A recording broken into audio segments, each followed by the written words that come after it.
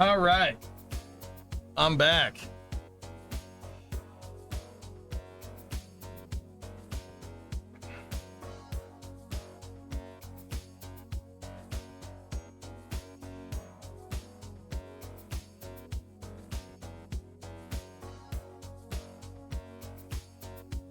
All right. Welcome back. Welcome back. Yeah, okay. Another 30-minute push I'm seeing here. Let me look around. Turksat 6A. Yeah, it's going to be delayed another second here. All right.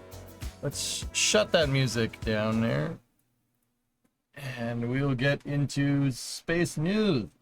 12 hours later. Yep. All right.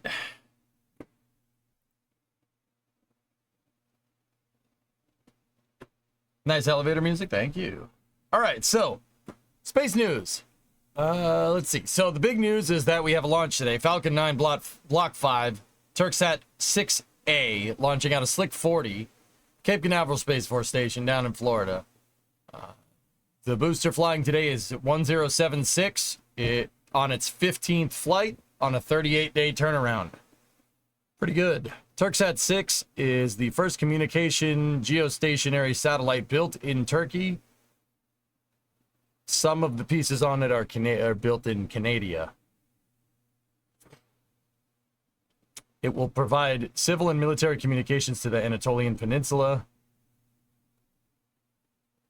as well as most of the European continent, the Middle East, and the westernmost part of the Russian Federation. The satellite is equipped with 16+4 Ku band and 2+1 X band transponders. Payload mass is 4,250 kilos on a geostationary transfer orbit. Cool. That's the big news, but the weather is not cooperating down there. There are storms off the coast, or not off the coast. Here, let's take a look.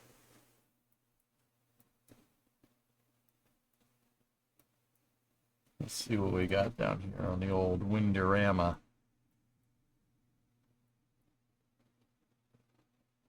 It's nobody's business but the Turks. Yep. Ah, yeah. See that? Not good. Yeah. See that? Not good. Too close.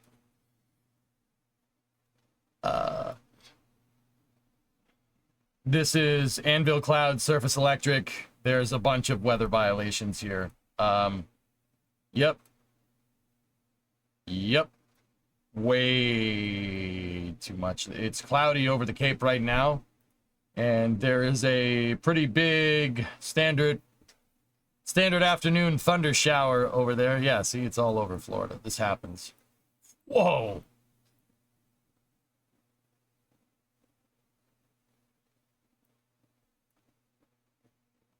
Damn. So, there's the surface electric field rule. Probably flight through precipitation, if I had to guess. Also, if there's lightning within a certain radius of the launch pads, you don't even bother launching.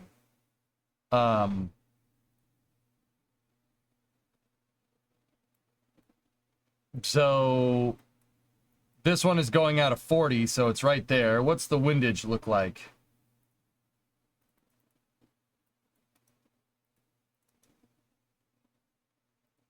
So we got winds are 9 knots coming out of the southeast here. Yeah. Yeah.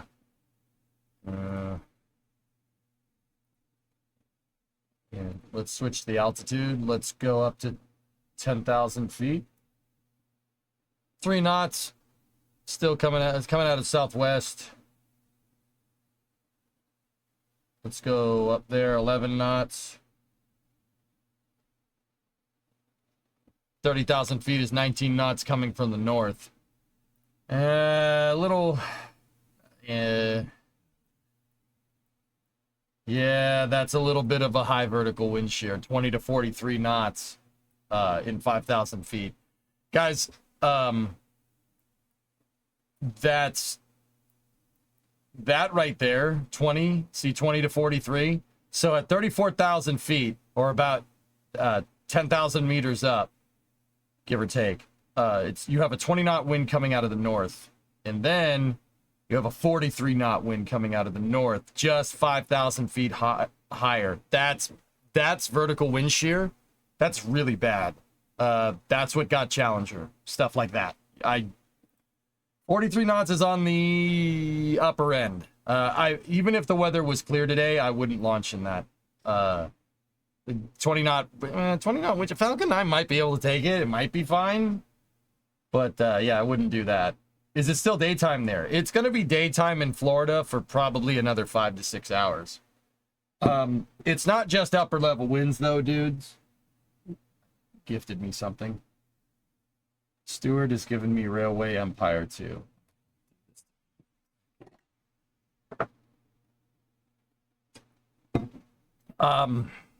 It is pretty cloudy.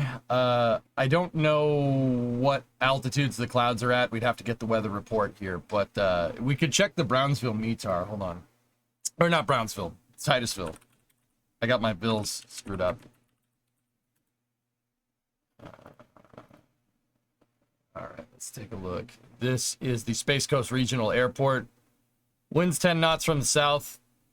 That tracks. Temperature 34, humidity 63, 299er.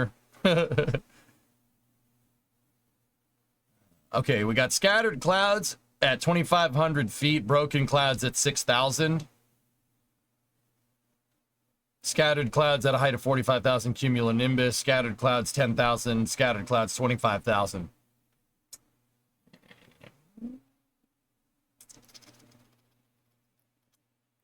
Yeah, thunderstorm in the vicinity. Yep. Yeah. I don't know if yeah, this is pretty much a awful day to launch. This is a terrible day to do that. Yeah, that's the right way to say that. Customer payload, Blue.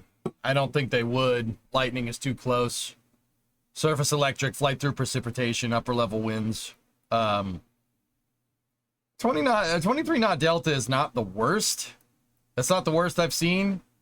The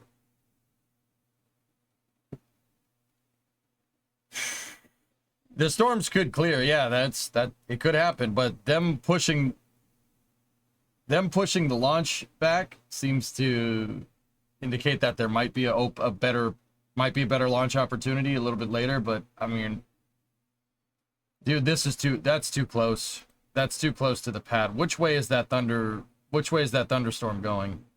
So the winds are coming out of the southeast. The wind's blowing that way, and it is blowing that storm that way.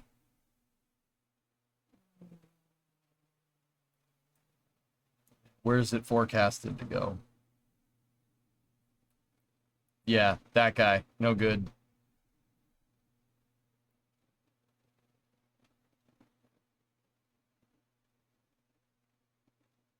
Those are too close. I mean, yeah, it's not a lot of, I mean, it doesn't track the lightning. It can't predict where the lightning's going to go. But that's, yeah, I don't know. We'll see. We'll see what happens, dudes. Upper level winds are going southwest. That's not what I just said, but yeah. The upper level winds are going north, from north to south. The ground level winds are they're out of the southeast. That direction change on top of velocity change for winds from down here to up there is a little sketchy. You can almost see visibility dropping by the minute on Space Coast Live. Yeah, that's what happens in Florida, man. It'll just start raining like crazy out of the blue, just out of nowhere. In fact, because it's so flat, you could see the rainstorms on the horizon, and it looks blurry underneath them because there's so much freaking water.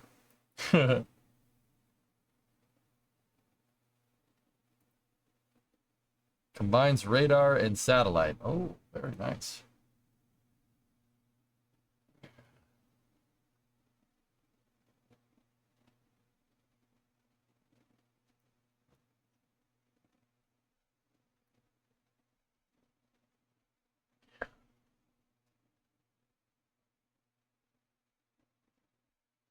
Oh. Maybe the storm will blow south. This is the big concern. That's too close. If the winds change and it blows north, then you got a big problem. You don't want to fly through that. Anyway, we'll see what happens. We'll play it by ear. Tori Bruno had a nice discussion. Oh yeah, you want to see it? So yeah, here. Let's see what he's been up to. So first of all, he shared that about a half hour ago. And click, the world's biggest Lego. 2 apps of Vulcan's second mobile launch platform are mated together inside of the new VIF. Yeah, baby. There it is. Look at all the wiring. Look at all the wiring for that thing. That's a lot of wires. That's a lot of wires. Why does Kevin's card say Ship 26 fan club president and CEO? Because he likes Ship 26. I think Ship 26 belongs in the trash bin. It's pretty much where it's going to end up anyway, so. Whatever. Yep, that's another mobile launcher, indicating that ULA is scaling up operations for Vulcan, which is great. And that, believe it or not, is what that discussion is about.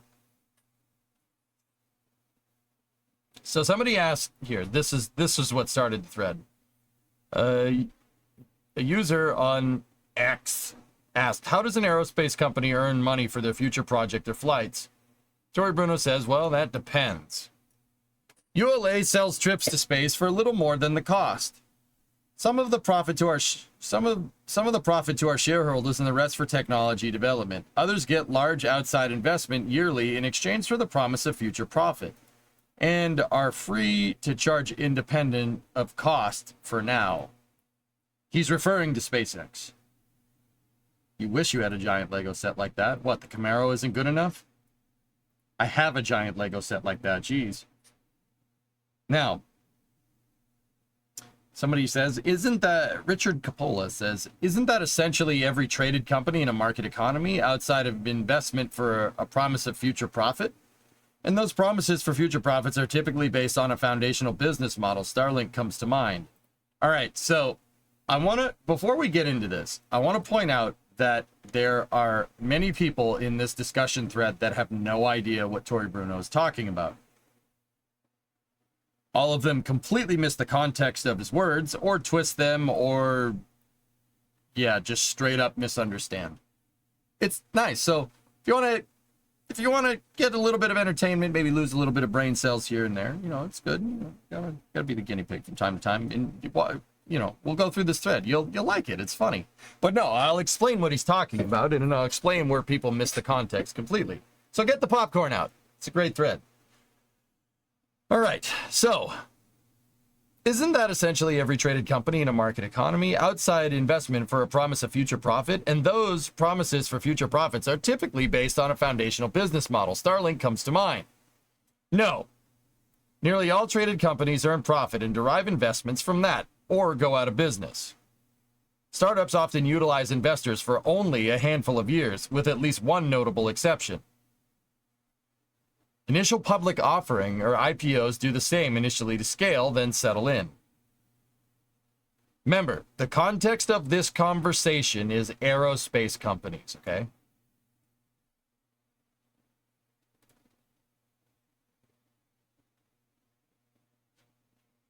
Bigger question is, when will we get an engine recovery? That will reduce costs and produce some awesome footage. Good question. Pretty soon. I don't feel the need to blow several Vulcans up to get some limited initial capability. So we'll follow a more disciplined development approach, similar to Vulcan. Preliminary design review was recently completed. Full-scale C tests are finished. Wind tunnel testing went well. The critical design review is next. So, what to take from this? ULA is going with a more considered approach. Now, why? Why would they go with a more considered approach? Well, SpaceX, with them trying to get their stages back, was retrofitting a couple of pieces to the booster, grid fins, some obvious modifications, albeit heavy modifications to the avionics, right? Reaction control systems, or attitude control systems, as SpaceX calls it, and obviously the biggest one, landing legs, right? But at the end of the day, they They had a working expendable vehicle and then retrofitted all this stuff to it. That method allows for a very, very quick turnaround time because it's all retrofitting. Now, this is going to sound weird, but it's important to understand this in context. What is he talking about there? What do you mean blow up several Vulcans to get some limited initial capability? Well, okay, let's think about this for a second. So Vulcan's capability for reuse is jettisoning its thrust structure. The thrust structure separates from the rocket, deploys a heat shield. The heat shield basically brute forces the engines through, and the engines parachute down. The heat shield acts as a flotation device, and they go and fish them out of the water, albeit floating, which is great. You get your propulsion section back. Perfect. Hey, that's pretty good. It's pretty cool that ULA is going for reusability. They have to help scale because BE4s are a long lead item and they're definitely a production bottleneck, so it's good to get some of them back. Very, very similar to SpaceX. Same exact idea. Okay? Same idea. Now, with that being said, because ULA is separating the engine section mid-flight, it's not as simple as just putting a decoupler in there. Now you have to engineer quick disconnects for your fuel and oxidizer lines, electronic disconnects. Now your engine section needs an avionics package. Just saying, now it needs a parachute, now it needs a heat shield.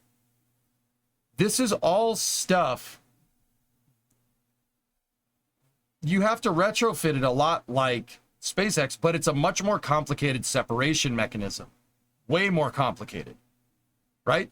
SpaceX just put landing legs, grid fins, ACS, obvious big avionics modifications, and then they started landing stages, but they still did have some problems. So what Tori Bruno is trying to say is that because, at least I think, I don't speak for him, right? What I'm pretty sure he's getting at is that because ULA's method of reuse is a little bit different than SpaceX's, it's going to require a slightly different way to go about engineering. For instance, ULA just doesn't want to launch willy-nilly and then just separate the engine section and try to recover, etc., etc. Not even SpaceX did that. It took a little bit of time for before Falcon 9 got some landing legs and grid fins on it. SpaceX launched a bunch of times. CRS-1, CRS-2, heck, CRS-3 had landing legs, but it didn't. They just landed out in the ocean like what they're doing with Super Heavy right now, right? They launched a lot of rockets without landing legs and grid fins. They didn't go right to reusability. ULA is basically doing the same thing. The way they've engineered it isn't just retrofitting things. So it requires like you're disconnecting your main propulsion lines. That's not easy to do in space. That's not easy to do in flight at all at any particular point. So it's going to, because you're messing with components that are vital to ascent, making a fuel line that's solid, flanged, right? And obviously, hey. Somebody heard there was a rocket launch and wanted to come by. Oh, all right. There you go, buddy. Titan is here. And there's Titan treats. If he gets really annoying, put him in there and he'll try to solve it. Mental stuff is more exhausting than just like running him around. So. Okay. There you go. Thanks. What time are you going to be back, sweetheart? The 45-minute class, so. Okay. See you in an hour. All right, I love you. Love you too. Hi, Titan. I'm on doggo duty, guys.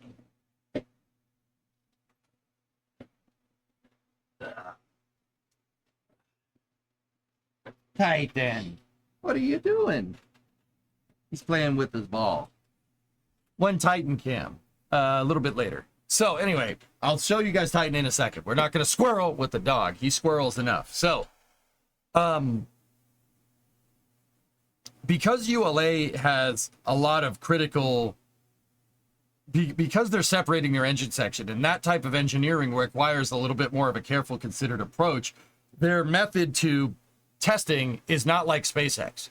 Their method to testing is very much more in line with Vulcan, which is waterfall testing. Get all the testing on the ground, get everything done, and do it the old school way. That's not to say that, you know, SpaceX's rapid iterative way of doing things isn't necessarily good or bad or better.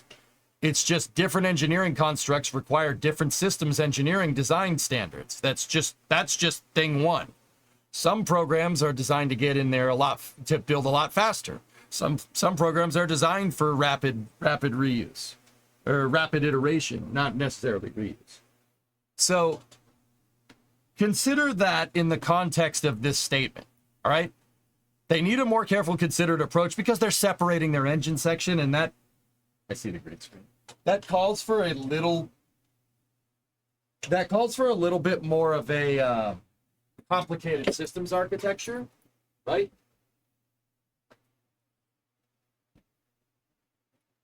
So just keep that in mind as we go into the thread. Now, this is where this gets fun. So, limited initial capability. Remember, the context is early reuse on your launch vehicle. All right? Context of the... Damn it, Titan!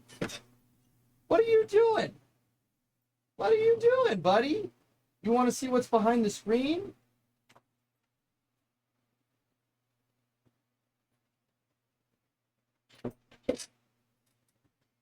He's going behind the green screen. What are you doing? What are you doing back here? What are you doing, buddy? I know.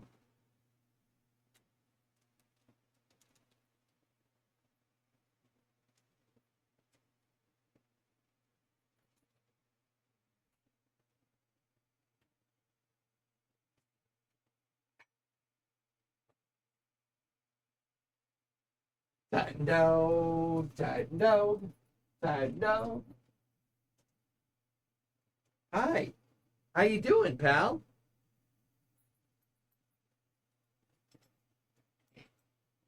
What's going on? Good boy.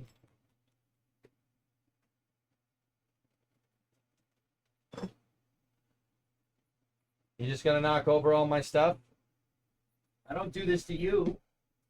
Jeez. You knocked over my zip ties. Okay, so keep in mind as we jump into this thread. So, limited initial capability shows 2 pictures of Falcon Heavy landing. Remember, context is initial reuse, right? The context of conversation is, do you just try to go for reusability right off the bat, which not even SpaceX did, or do you try to do a more careful, considered approach with something that you've never done before? That's the whole context of this conversation. Now, that guy clearly took it as a slight against SpaceX, limited initial capability. And this is where Tory Bruno basically decided to be like, okay, violence it is then. Okay. Perhaps you've incorrectly forgotten about the several spectacular crashes.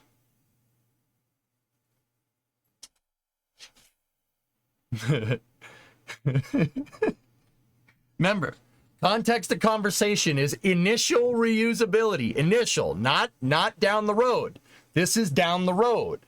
That's after you flesh this out. Do you go rapid iterative for your reuse, or do you do a metered approach, right? Now, here's where this gets fun. They crash them after achieving the primary mission. This is the type of dismissive culture from old space that has left them lagging. Hey, those are my treats.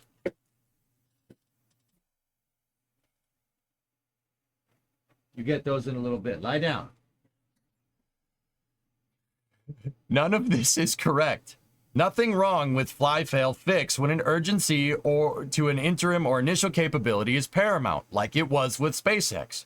In order to make Starlink, they had to be able to rapidly turn around Falcon 9. So there was a use case. ULA does not have said use case, right? Remember, initial reusability. Tory Bruno said he's done fly, fail, fix many times. He's done programs with rapid iteration. Development offers more than one process. One chooses the right tool for the right circumstance, and you can love more than one rocket. Right there. Bingo. There's not one size fits all ways of engineering, of doing your systems engineering for a rocket. Really depends on what you're trying to do. ULA doesn't need, because of their lower flight cadence and a slow ramp up to a higher flight cadence rather than a rapid ramp, ULA is opting for a slightly slower, less iterative process, more waterfall style process for their jettisonable engine section. It makes perfect sense. There's more than one way to skin a cat, dude. Right? Hang on, let me just make sure the other stream is good to go. There you go. Good boy. Good boy. Lie down, Titan. You're a good boy. You're a good boy. Who's a good boy?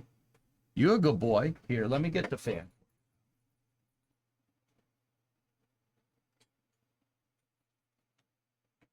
I'm going to move the fan so it's blowing on him so he doesn't overheat. There we go. So, if you go down here, time for a Titan cam.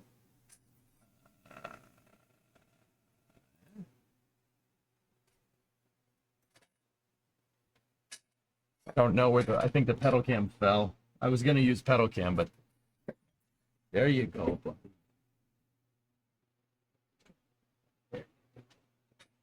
You're a good boy. Stay nice and cool right there for daddy, okay? I'll give you a treat in a second. So, now read this next thing. You were just dogging on SpaceX for their fly, fail, fix tactics. No, not at all. Not at all. Fundamental misunderstanding. Hey, Trenton, what's going on? Fundamental misunderstanding. That's not what he's talking about. But people are going to take it that way. Why backtrack? He didn't. You can't ignore that their capabilities in both launch cadence and cost reduction have been a huge leap for the industry. It's silly to point to Tesla's failures when they've landed over 200 times. Now, remember what I said. The context of this conversation isn't rapid reuse and launch cadence and cost reduction. That's completely missing the point. The point is initial planning for reuse. Remember? So this dude is not wrong, but we're talking about tires, right? If we're talking about cars, everybody else here is talking about tires, and he says, yeah, well, what about the steering wheel? That's round 2. What, do you hate steering wheels? Okay. Yeah. Remember, context of conversation is super important here, especially when it comes to stuff like, oh, I don't know, aerospace engineering. That's kind of important. Anyway, no, they did not invent fly, fail, and fix. It has a long tradition going back many decades. Fast to initial capability, fast to market, but long to final requirements, and it's more expensive. All facts. Undeniably the right tool for their situation, but not in every situation. He's not dogging SpaceX. He said, look, that's what they needed to do what that company wants to do. My company is not doing that, and we're doing something slightly different. We're going for a slightly more metered approach to higher launch cadences than SpaceX just basically doing fly, fail, fix, or rapid iteration.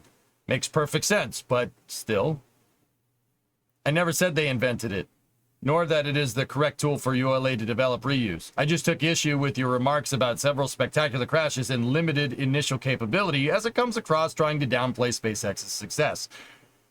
No, it does not. No, it does not. You just blatantly miss the context of this conversation. That it does not at all. That's not right. That's not right at all.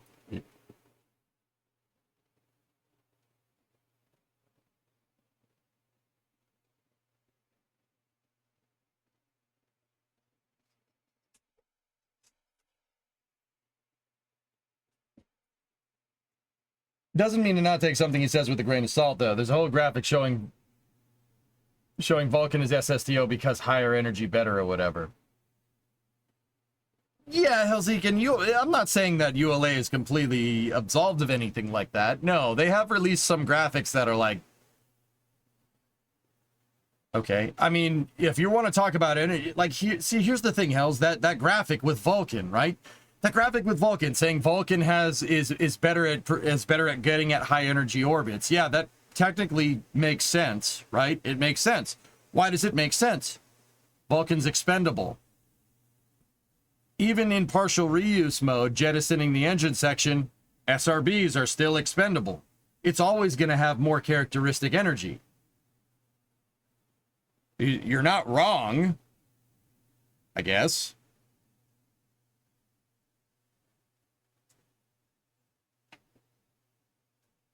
Another 30-minute push.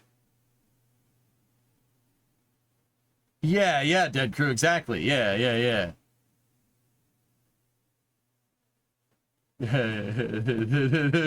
Somebody came in. You're debating this with the CEO of one of the biggest launch providers in the world, someone who's been in the market for a decade. Don't try to tell him he doesn't understand how this works. It's easy to be an armchair engineer. Remember, getting in the business is different. He was contradicting himself. I called it out. You don't need a white knight Tory Bruno. That guy still doesn't understand what's going on. That guy still doesn't understand what's going on here. He still doesn't get it. You still missed it. You still don't get what's going on. This is great. This is awesome. This makes me so happy. This thread's fantastic. Great teaching opportunity. Did you see the Alex Vance series trailer? No, I haven't. You tend to forget SpaceX has done many tests before they started landing them for some limited initial capability. Sure, it's blown up several times, but that's after it completed its mission requirements. Did 307 landings later, and it definitely works. The whole... Once again, the whole purpose of this conversation was the rate of iteration for pursuing reuse on already engineered launch vehicles. And do you retrofit stuff and just send it? What's up, buddy? What's wrong? You okay? Or do you do a considered approach, designing your reuse right into the vehicle, right? ULA has designed reuse right into the vehicle, just like SpaceX has done with Starship. Put his paw. You all right, pal? Oh, hi, doll. Hey, buddy, what's wrong? And once again, I'm not trying to run interference for ULA. It's just their approach is different. What? You like Tory Bruno? You like Tory Bruno, buddy? Yeah? You do? Tory Bruno's pretty cool, right? All right, here, treat time. Want a treat? Sit. Give me paw. Give me paw. Good boy. That's a good boy. Yeah, I got a dog, B0. His name's Titan. That was the name the shelter gave him, but also Titan Missile. The bark is so loud the mic doesn't catch it. Yep. You like Toy Bruno? Up. Come on, get up here. Get up here, buddy. Come on, pal. Come on, get up here. Get up here so they can see you. Come on, up. Come on. Up. Come on. He's just looking at me like I'm crazy. He's like, what are you doing? I'm sitting down. Why haven't you given me my food yet? Uppies. Come on. Up. Come on. Up so chat can see you. No? All right. Fine. You're so cute. Get a number.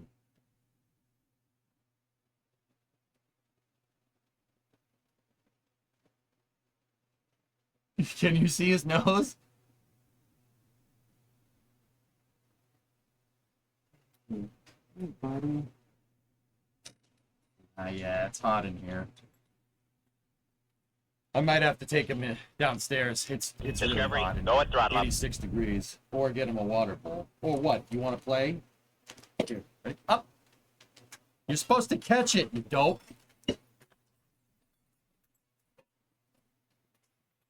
I got it. Come on up here. Up. Up. Up. Up. Up. Come on, Tycho. Here. All right, come on over here so they can at least see you. Oh, yeah. Come on. Up. Come on. You did it. You did it when I wasn't looking. Come on. I'm not looking again. I'm not looking again. Come on. Get up here. You missed. Up. All right, fine. Good boy. You good boy. You good doggo? I know it's hot in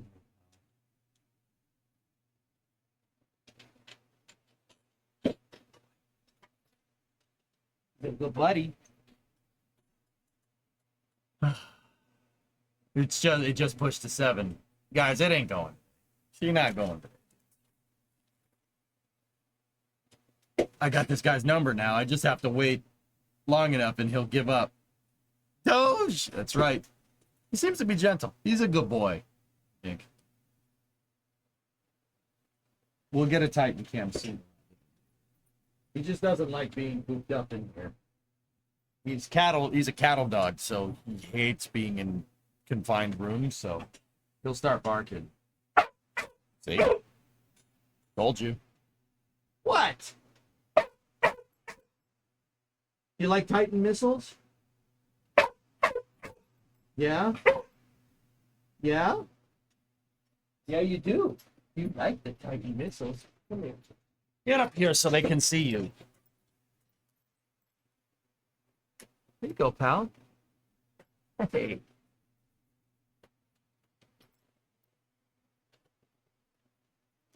See? He's reading chat. See? Now you're up here with me.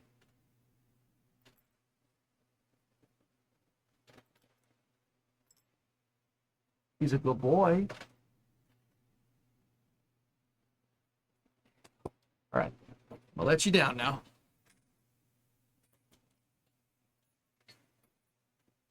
All right. Hang on. Let's give him a puzzle to solve. We'll give him a puzzle to solve. But anyway.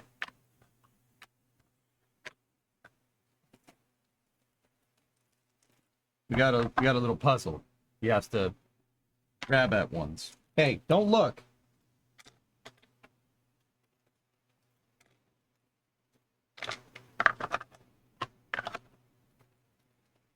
No cheating, Titan.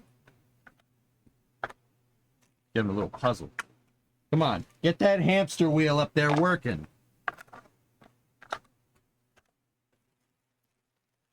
What? Just gotta mix it all around.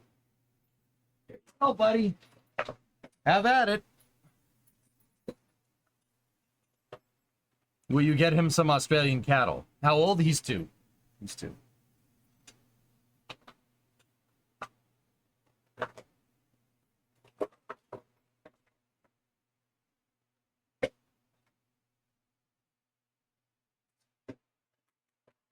Anyway. Okay, Aqualix, yeah, noted. You have a cattle dog, his favorite thing to do is to follow you around on your lawnmower. Yeah, Trenton, he would gladly take 86. It's 96 right now. Yeah, yeah. We're at almost 60% humidity right now.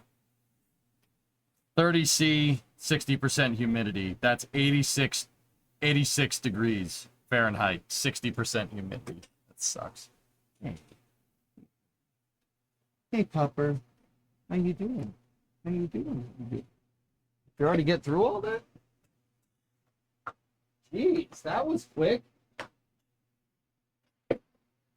Anyway. What? What do you want? Do you like reusable rockets? Yeah? You like reusable? Or explodable? Higher energy orbits or reusability with lower energy insertion? Yeah? Are you just barking every time I say something?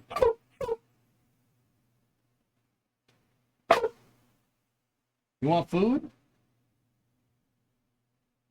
No?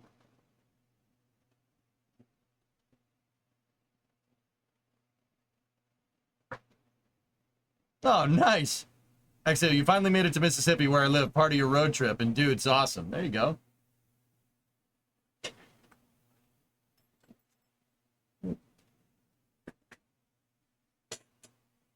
You're a good boy.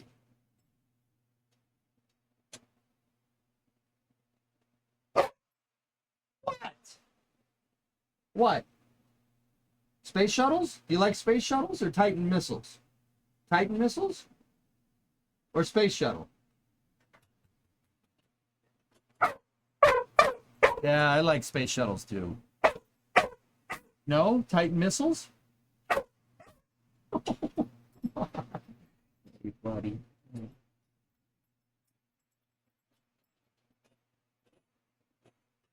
Yeah, cooking. I don't think it's too hot in here for him. He's sweating balls right now. I might need to go take him outside. It is pretty damn hot. Or get him a water bowl. You need a water bowl, pal? Or do you just want to play? Oh, you want to play, don't you? Use the fan? Oh, the fan's blowing directly on him. Don't worry. Yeah.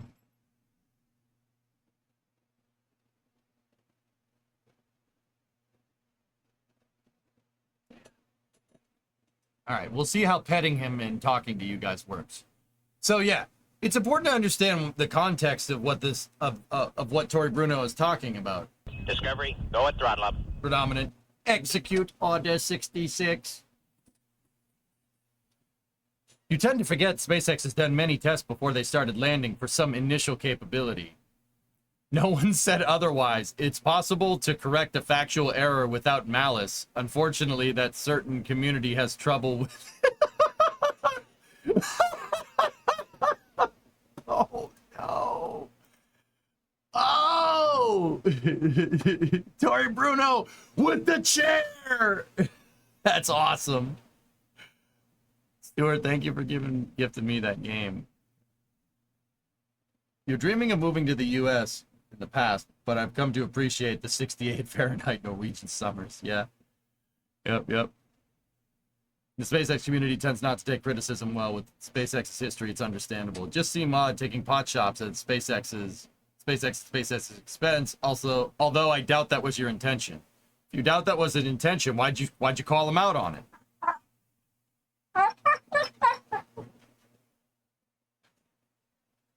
Tori Bruno, TKO. Two different methods of development, both have pros and cons. It's always a trade-off with engineering. Dude, that's why I like listening to Tori Bruno, because he's like, obviously he's gonna argue in favor of ULA, and I'll call that out when I see it, but also at the same time, guy's very smart, very wise to listen to him. Also, pictures of cats.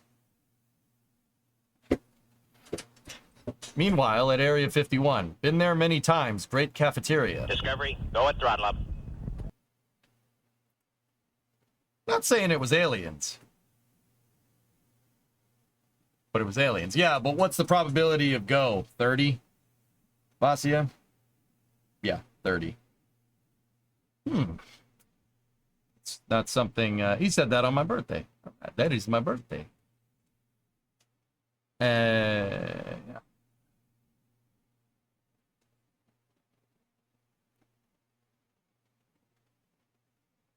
Nice. Their egg salad sandwiches are out of this world. But yeah, that's important to understand the systems engineering development in context there.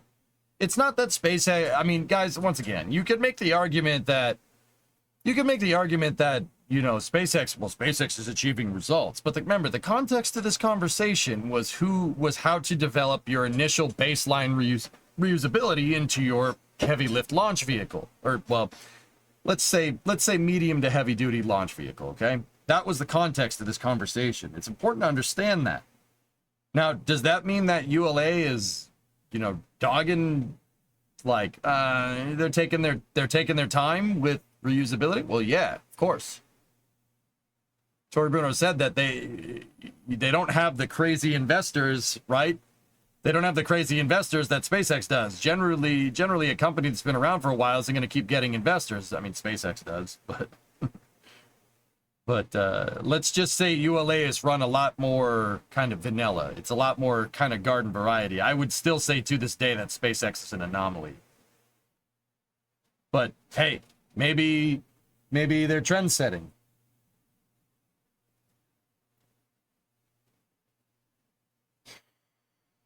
This dog lied down and somehow was able to get his paw into an empty chip bag that he knocked over out of my wastebasket. His paws, not his nose. His paws in the chip. Oh, okay, Max. Can you explain if it's possible to have offset tracks on a crane?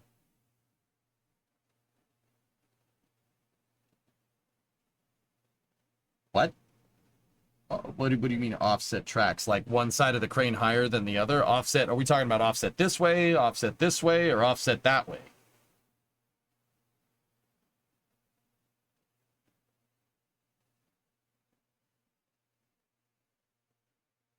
Forward and back. Yeah, sure. Why not? I don't see why you couldn't. I'm failing to understand why.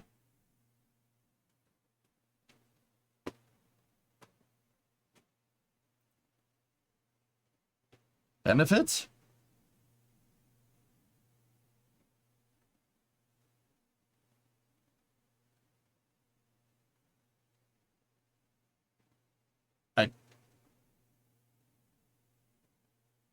I don't think there'd be any benefits from that. I'm too dumb with cranes. All right, so with a gantry crane, right? You're talking about shifting it this way, right?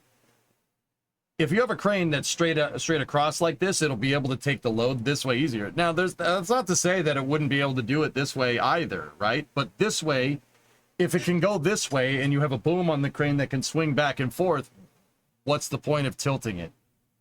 There's no point in tilting it. The straight crane is easier to make, and it'll do everything that your offset crane is supposed to do.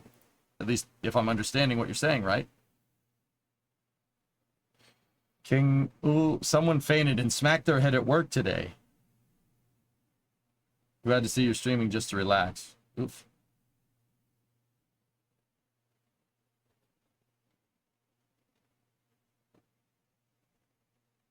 I am trying to find more space news here.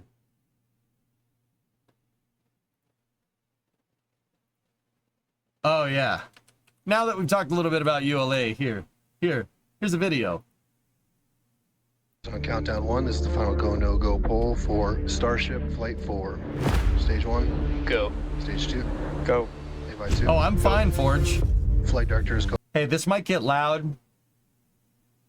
It might get loud. I don't know. Maybe they equalized the audio. Maybe they didn't. Might get loud.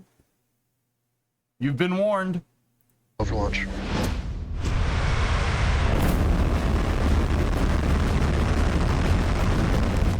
We have liftoff. Vehicle is pushing down range. Ship chamber pressures are level. Max Q. Vehicle is supersonic.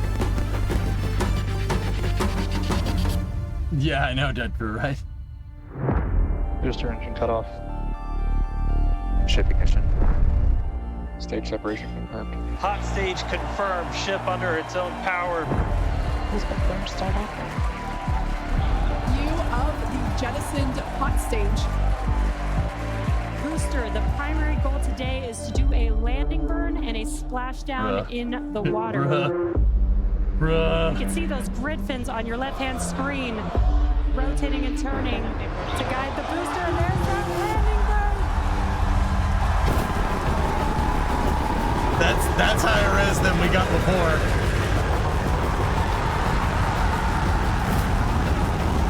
And we have splashdown. This pretty good. That's pretty good.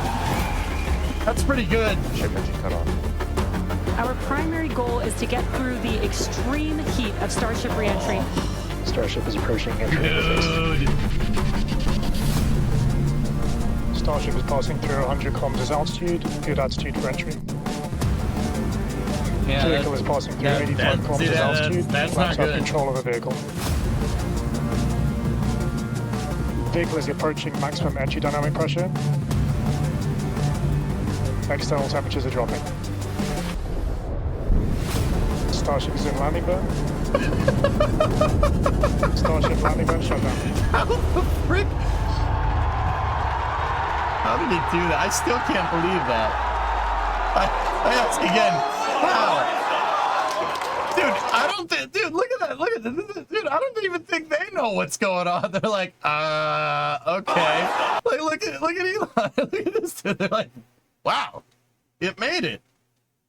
All right. Look at everybody's like, that guy's like, hey, that's pretty good. How did that happen? Yeah, T-Man, I got it.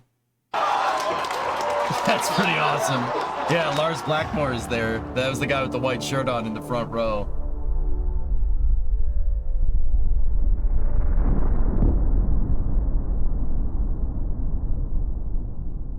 Could you explain how max Q and peak heating are at different times? Yeah, sure. Give me 1 second. So you generally encounter peak heating in the higher up. Why? You're going faster. You generate more heat up there. Now, why are you generating more heat up there? You're generating more heat up there because the air actually hitting the vehicle is hitting the vehicle a lot faster. When I say hitting the vehicle, that's basically what happens. In hypersonics, the air is going to get tangled up against Starship coming in. And what happens is it's going to basically collide. And when it collides, it starts to compress because there's that all that air behind it, right, is going to, bounce into it. And it's going to actually compress all that air in there. It's going to compress it so much that it's going to start ripping it apart, believe it or not.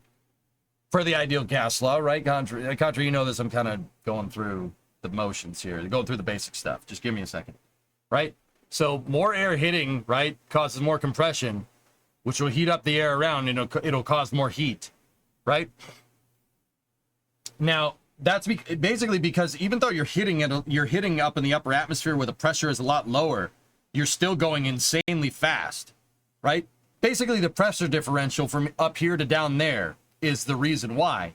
When you hit max Q down here, so like that peak heating happens up there when you're going the fastest, and more air, albeit at a lower pressure, is actually hitting and can cause higher heating, right? The lower pressure, the heat has nowhere to go. Think about it. Think about it like a tire in a car. On a race car, if you lower the pressure in your tire, despite the ideal gas law, it will heat up faster. Why? Because there's less places for the heat to go. Down here, you can convect some of the heat off. You can't do that up there. You're basically still in the vacuum, but you're generating heat anyway. That's why peak heating is different, right? Now, when you get down a little bit further, yeah, more air is hitting it, but you're not hitting it at high speed. And the heat that does get generated can be convected off by air that is, well, out at the boundary layer or something, somewhere else, like another 30 minutes. It's not launching today. Right? So think about it. Up there, there's no place for any of that heat to go. All the heat goes right into Starship from the air that gets compressed. Down here, you can convect a little bit off. I missed it. Can you play that again? Sure. That's why you get peak heating up there, right? But you get max Q, landing max Q down here, closer to the surface. So up in space after peak heating, how do you get rid of the heat? Well, the tiles straight up absorb it, Lucian, but the tiles will straight up absorb it, and Starship does absorb heat to an extent. The stainless steel will absorb the heat, which is exactly what we saw happen. We saw it absorbing the heat, especially in this shot. The stainless tanked a lot of that heat. And by tanked it, I mean it absorbed it. It absorbed a lot of that heat. What is it? So what does it do with it? As Starship gets further down into the atmosphere, it'll just convect off that heat. That's why the shuttle tiles and Starship tiles, when it does come down, or let's just use the shuttle as an example. It's the closest analog. Or even the X-37, which still flies. That's why the tiles aren't glowing hot when they come back down, because they can flex heat very, very fast with convection. You're getting down lower into the atmosphere will pull all the heat out of it, dude. That's why sitting here with this fan blowing on me is keeping me cool. It's taking that heat away. Yeah, Rocket Guy. Okay, Rocket Guy coming in with the real nerd stuff. Here, you want to here? I'll say it this way: peak heating is proportional to velocity cubed. Max Q is proportional to velocity squared. That is the key difference in times. There you go. Y is 1 3 and the other Y is 1 cubed and the other squared. Pressure differential. That's the biggest one, dudes. Did they try to fish that Starship out of the water? No. I don't think so. So what do you think caused more damage, peak heating or max Q?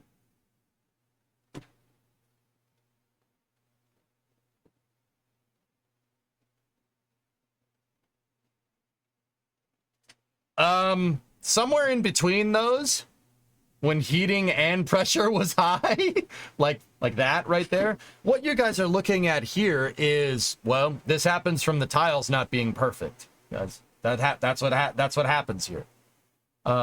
It's not going to take much.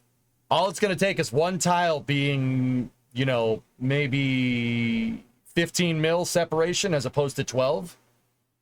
Serious. It's that, you have to be that precise. There's a reason why the tiles on the shuttle were a pain in the butt. They all have to be shimmed perfectly. If they're not, you're screwed. Now, why? Why do you, wait, how does that make sense? What are we talking about here? Well, okay, the tiles do expand to an extent, but the thing they're attached to also expands, right? Now, in Starship's case, I would contend to say that they have a little bit of a harder problem. They are using stainless steel, which can absorb more heat, but they're also using cryogenic propellants, and the skin of the vehicle, the metal part, is the outside of the fuel tank. So you're going to have to deal with differential rates of thermal expansion throughout your descent corridor. Those were words, I swear, okay? So when stuff absorbs heat, it sometimes expands, right? It depends on what it is. It depends on where it is, right? These tiles, basically, and in high heating scenarios, they butt up against each other. If you put them too close, they'll butt too close to each other and they'll pop. They'll pop right off. If you put them too far away from each other, and that's what you see here, if you put them too far away, you get burned through. You'll get tile blow by. And that plasma will go and find anything that it can to ablate if the tiles can't form a seamless armor, so to speak, right? English, keep it English, keep it English. Yeah, tile placement is super, super important.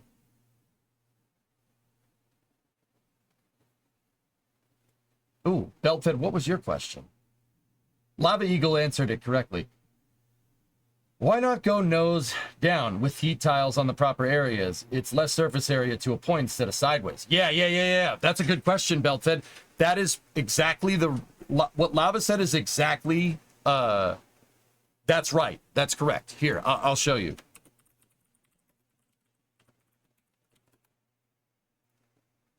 So it has to do with what's called a hypersonic boundary, okay? There's an old infographic here, so to speak. I don't know if it's an infographic or what. Discovery, go at throttle. It's NACA, so it's kind of public resource here. This is what's called Schlieren imaging. Schlieren imaging is used in wind tunnel testing. If you've done anything with aerospace, you've seen a Schlieren image before. They look like this. Now, it's important to understand what's going on here. See that black line right there? And you see that black line right there? Anything that goes in or around that black line is like being close to a plasma cutter. Okay? This is called the hypersonic boundary. All right. Now, if you look at the capsule, right? That's a Mercury capsule or a Gemini capsule. If you look, the air is getting stuck. Like I said, it gets stuck. This is how plasma accumulates, and this is how this boundary layer kind of forms in the first place. The air gets stuck here. There's no place for it to go except shoot out to the sides, kind of like a boat wake. Only this is not like a wake, it's going to make some white water when you're, when you're driving your boat around really fast. This wake is on fire. Yeah, it's on fire. Yeah, on fire. You don't want this near your spacecraft. That's what Lav Eagle is saying, Belt, that you do not want this near it. You want to keep this as far away as possible. And that's the reason why capsules are shaped like a cone, a backwards cone. Now, you want to go in pointy end first because it's more scary. Check that out. Yes, there is less surface area. There's less oncoming surface area being exposed. But what can you tell me about your fire stick that's coming out the side of this relative to this one? It's closer. Closer. It's a lot closer, isn't it? See that? That will start ablating away very quickly. Because not only are you compressing the air up against the tiny little point of that, but the air is getting shot out to the sides. The plasma is getting shot out to the sides, and it's actually super close. It's super close to your vehicle. That's all. Remember, anything that gets near this is like being near a plasma cutter or a flamethrower. Actually, it's hotter than a flamethrower. A plasma cutter is about right. With this design, with this blunt body shape right there, you're shooting the boundary layer off to the sides. They figured this, well, I would like to say that they figured this out with, during the early parts of the manned space program. ICBMs are how they figured this out. Yeah, ICBMs. Yeah. Because ICBMs need to be able to tank that heat. You do not want your missile, your nuclear missile that's going to launch in anger, get burning up in the damn atmosphere. So these were some pretty tricky problems to solve. That's where they figured this stuff out. And that technology found its way into making human-rated capsules when the NACA was merged into the National Aeronautics and Space Administration in 1958. Now, you want to see something crazy here. Look at this. There's different types of reentry shapes here. Let's go over here. Check this out. There's different types of reentry shapes. Now, there's the point. There's the, see, missile nose cones. The manned capsule concept, which ended up being the Mercury capsule. Look at this blunt body concept here. Look at that one. Interesting. The blunt body concept keeps the plasma far away. Keeps it the furthest away. Weird, right? Keeps it way further away than any of these other concepts. Now, belt fed. Here's a model of Starship, right? Look at it from the front. Or should I turn it this way?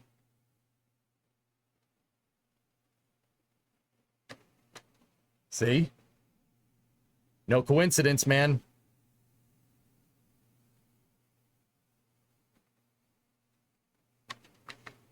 See what I'm talking about?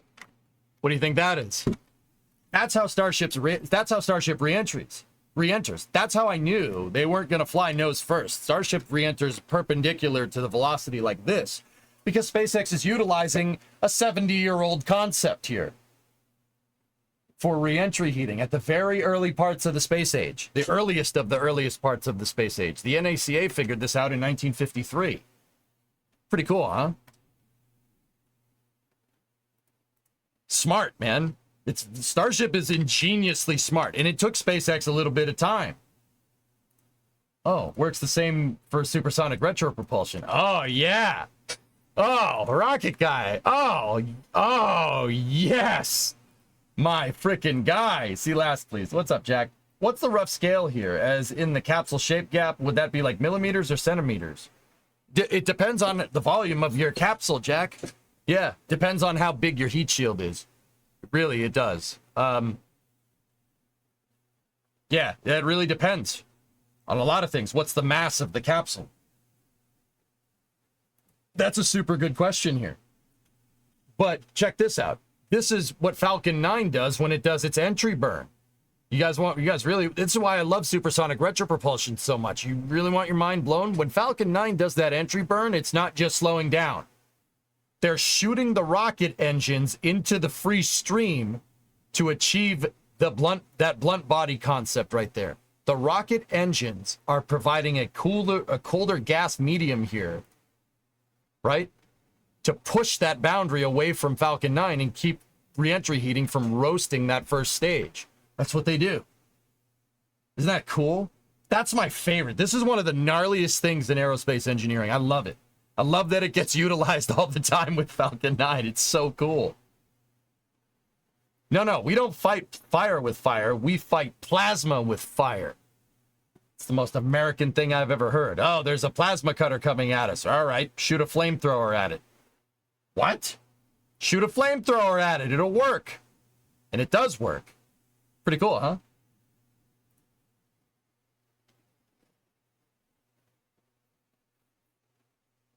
If you had unlimited fuel, could one slow down in orbit, scrub off speed, and then slowly drop through the atmosphere? Yep. Yeah, of course.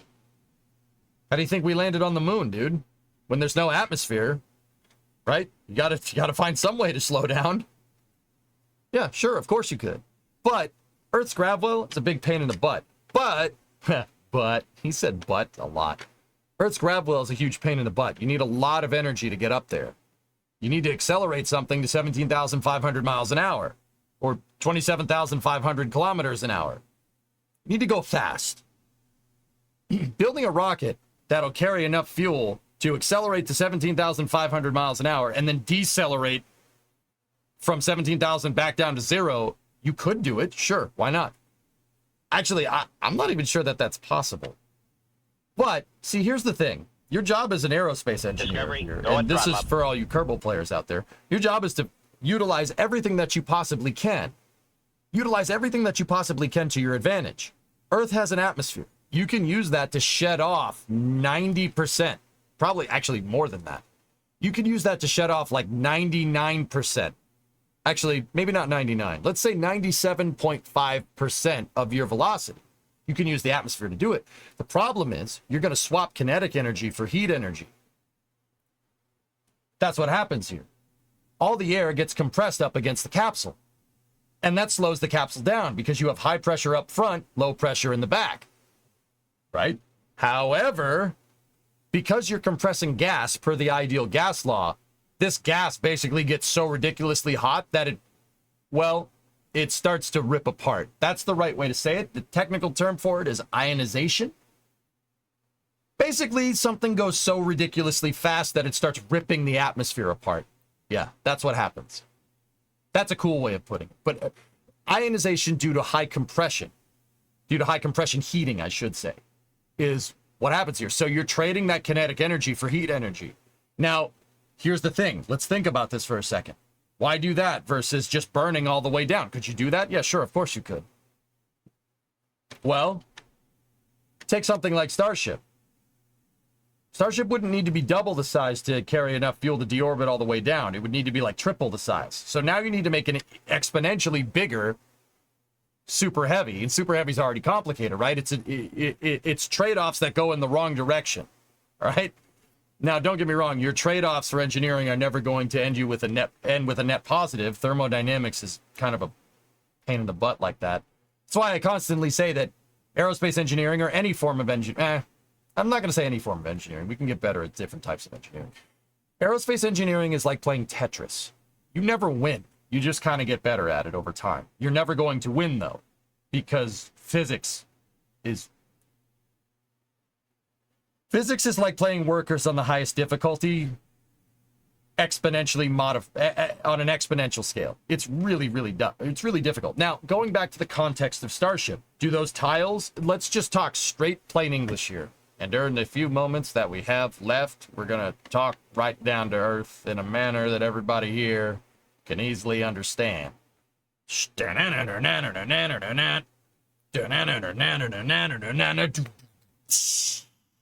Yeah, now you're singing that song. It's all right. It's fine.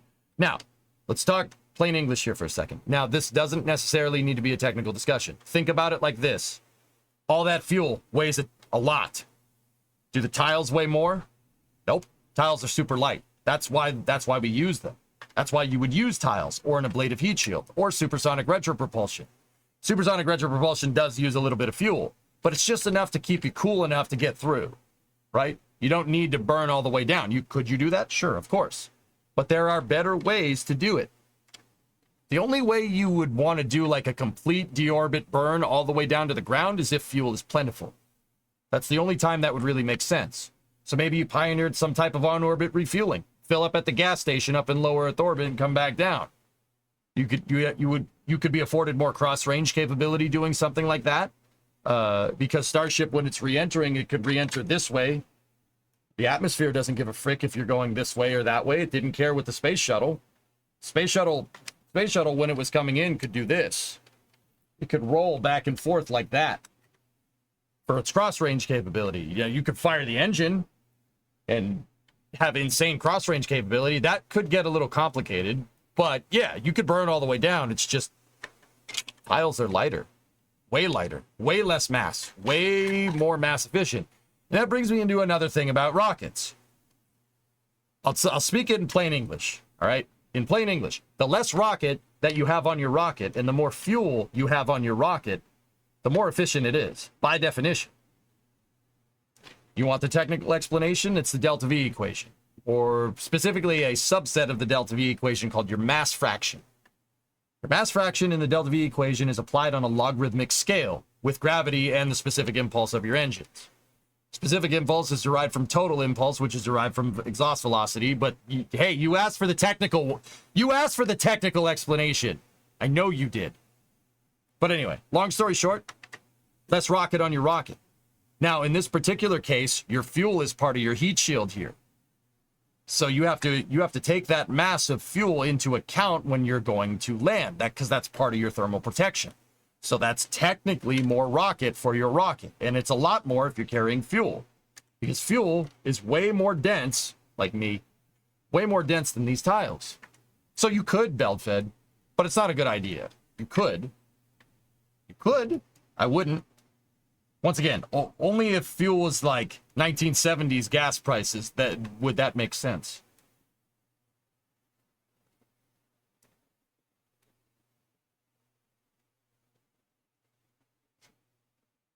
You could use the propellants as a heat shield. Yeah. Actually, yeah.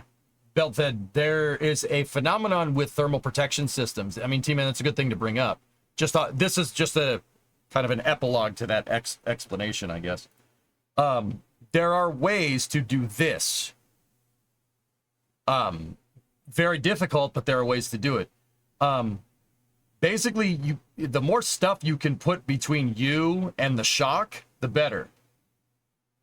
Yeah, the more stuff you could put between you and the shock, the better. Now, there are some methods out there that I don't know if they've been employed or not, I couldn't tell you, that utilize a thermal protection system called transpiration cooling. Transpiration cooling utilizes the fuel as your thermal protection system. Now, how does it do that?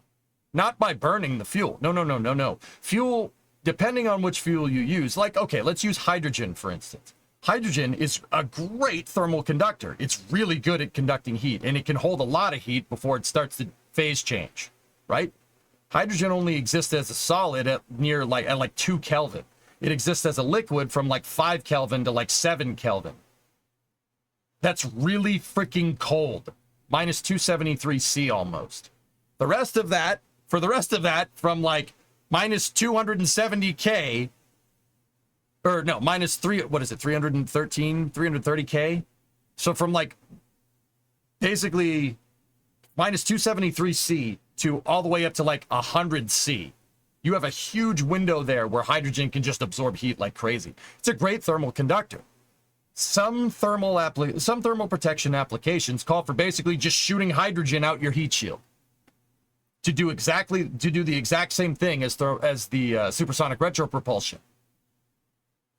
Hydrogen will absorb all this heat, so your spacecraft doesn't. Make sense?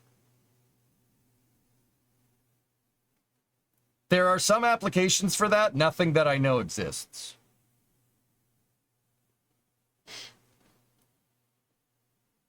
Pretty much a liquid ablator. Yep, Murdoch, yeah, you could call it that, I guess. Yeah, I don't know if it's technically called that, but yeah, you could absolutely call it that, for sure. Mm-hmm. Starship was going to use transpiration cooling. Yeah. Transpiration cooling is tough because your plumbing system needs to be way more sophisticated. More sophisticated than what Starship already is with its header tanks. You need to be able to squirt fuel out of a little nozzle, and there needs to be like 30,000 nozzles on the damn thing. Yeah. Yeah, that's way complicated. That's a really complicated way of doing things. Tiles are the best system, guys, for a reusable thermal protection system. The shuttle uses them, X-37 uses them, Dream Chaser will use them, Starship uses them. It's the best way to do it. It's convergent design for reusable thermal protection systems.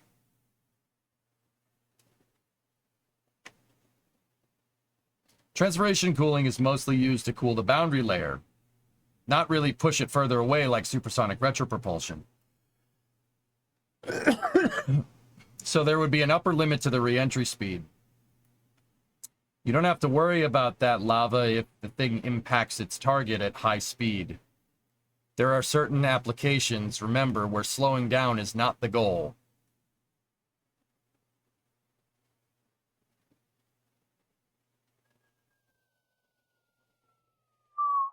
Crawl out through the fallout, baby, to my loving arms.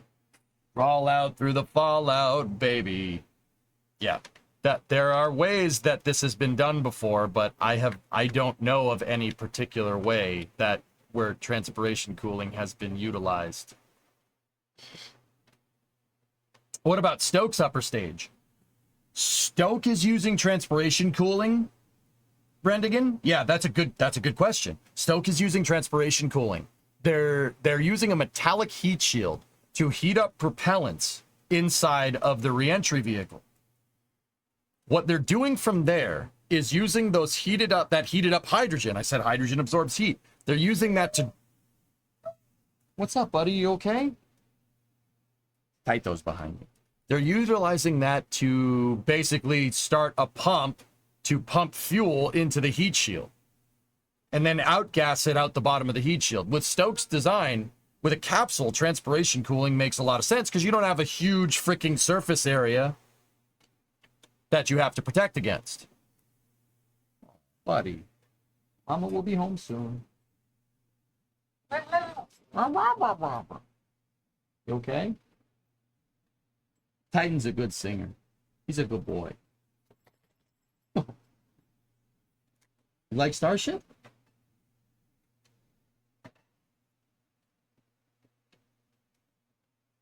You like Starship, buddy? SpaceX? Yeah? No? Hey, don't eat it. It's not for you. Don't eat the Starship. Reentry heating does that already, okay? Yeah. If you've been very good. You've been very good through my explanations, okay? Down. Oh, you're a good boy. You're a good boy. He's a very good boy. You're a very good boy. He's a good boy. Dad, he's a good boy.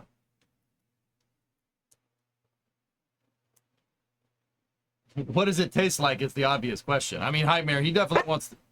What? I'm trying to talk to Nightmare. What? Oh, blah, blah, blah, blah, blah, blah. Boy, wanna play? He's like, we can't play in here. There's no room. There's no room to play in here. Up. Up. Come on. Up. Up. Up. Come on. Come on, come on up. Come on up here so they can see you. No, I'm camera shy. All right, at least catch it. Ready?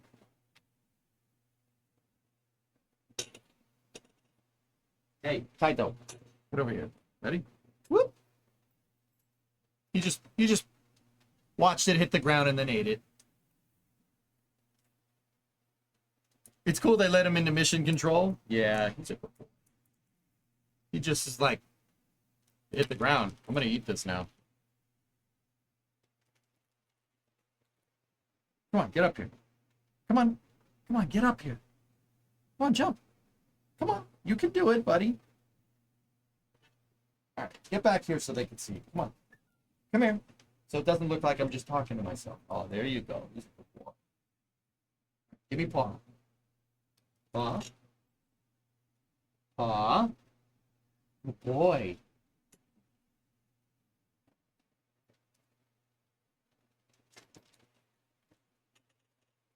You all right? I know it's hot in here.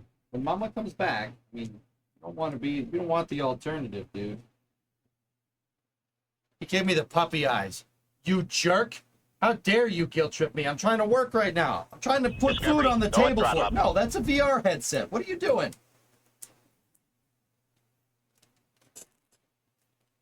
You want to be in VR? No? All right, come here. Up. Come on. Come on, get up here. Come on. You can do it. Come on, get up here. Get up here, you dope.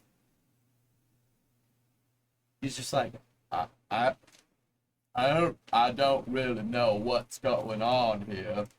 I know you got the food in front of me and I want to eat it, but yeah, I ain't gonna jump up there because that's wrong. No, get up here. Come, get up here. Come on.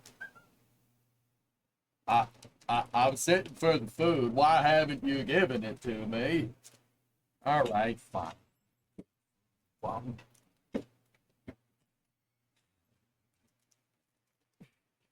Holy Goose, doggo! Can teach rocket science, can't teach dog to go up. How many hamster wheels are turning in there? 2? How many are there? 10? Oh, God. Oh, no, buddy. Oh, no, we have to make you smarter. What? No. No. No, no. No. You're not training me. I'm training you.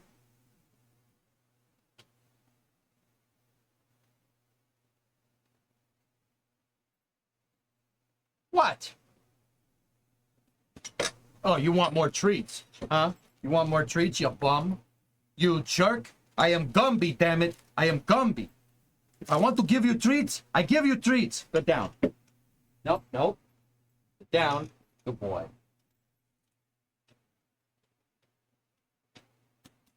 Mama's coming back soon. Yeah, if I bark, I get treat. Got it. Yeah, I know.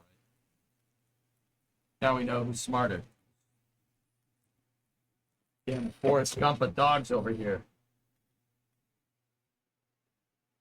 That you just felt like running, right? You feel like running. I just felt like running. And for some reason, a lot of people follow me. Discovery, go and throttle up. 112 months, thank you.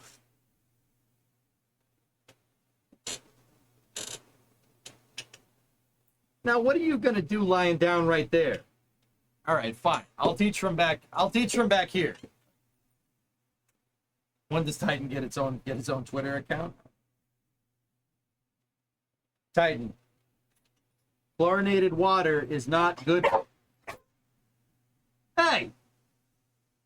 Chlorinated water is not good for you. Don't drink it. He's like, but I love it. But I love it. It tastes terrific.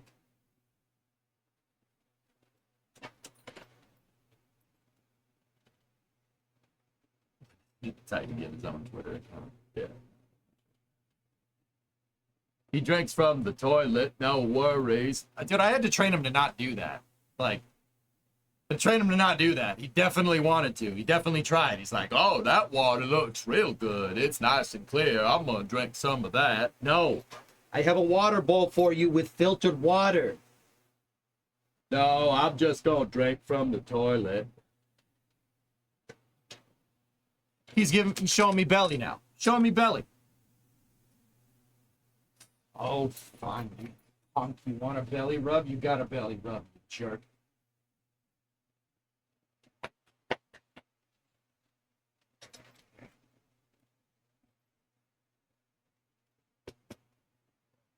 Good boy.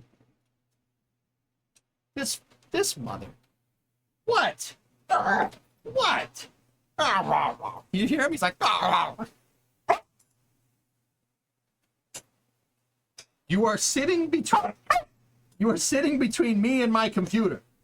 All right, no, I'm taking the spot. You didn't call fives. You didn't call fives.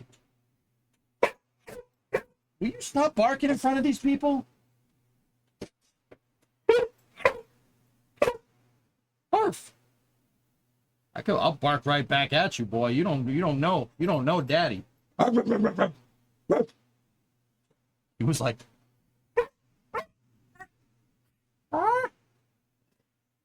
Titan is very vocal. He's gonna try out for American Idol soon. Don't worry. You agree with it? Don't encourage him. What are you, nuts?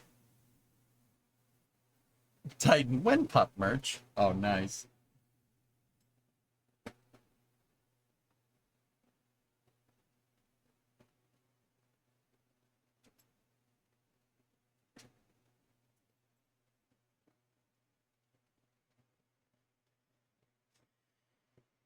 Are you done? No, don't go behind the damn brick.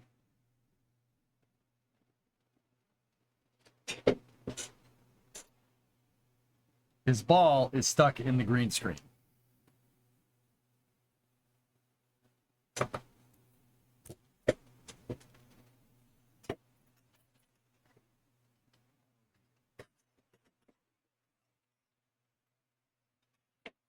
Like, I don't have thumbs. I couldn't get at it. I don't have any thumbs. I couldn't get at the dang screen.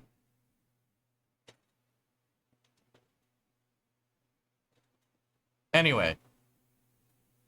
Anybody want to talk about anything else?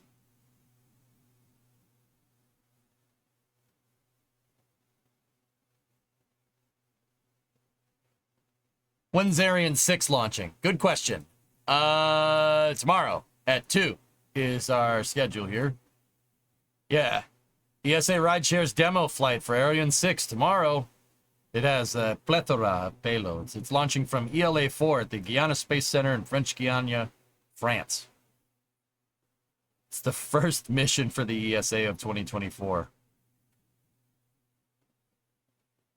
Would a really cold planet mess with the efficiency of tile-based cooling, causing damage? Lucian, it's possible, but I think if you design something to survive on Earth, it'll pretty much be able to get you to any even remotely habitable planet in this solar system, in our solar system. Like, you're obviously not going to go land on Venus, right?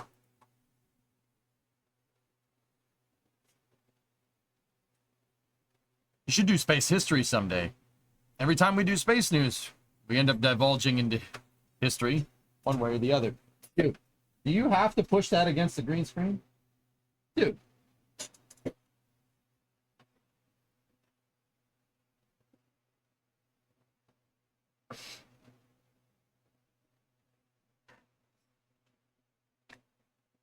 Dogs, huh? Hey, Leggy, what's going on? So how about that airline food? Mucho queso. If Ariane 6 goes, well, then it'll be the ESA's only operational launch vehicle.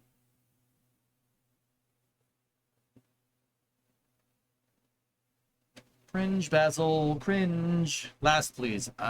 Spent 6 years making this sucker. Hopefully you guys enjoyed. Coming to HBO on July 17th. Wild, Wild Space, HBO documentary. All right.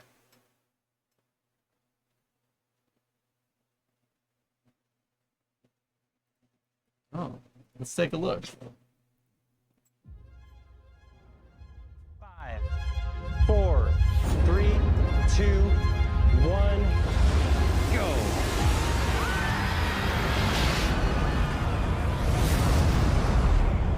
You've heard about the billionaire space race. Shit. This isn't that movie.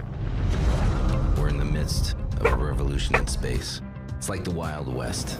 The era of governments controlling this stuff is over. At Astra Space, I run a secret rocket company.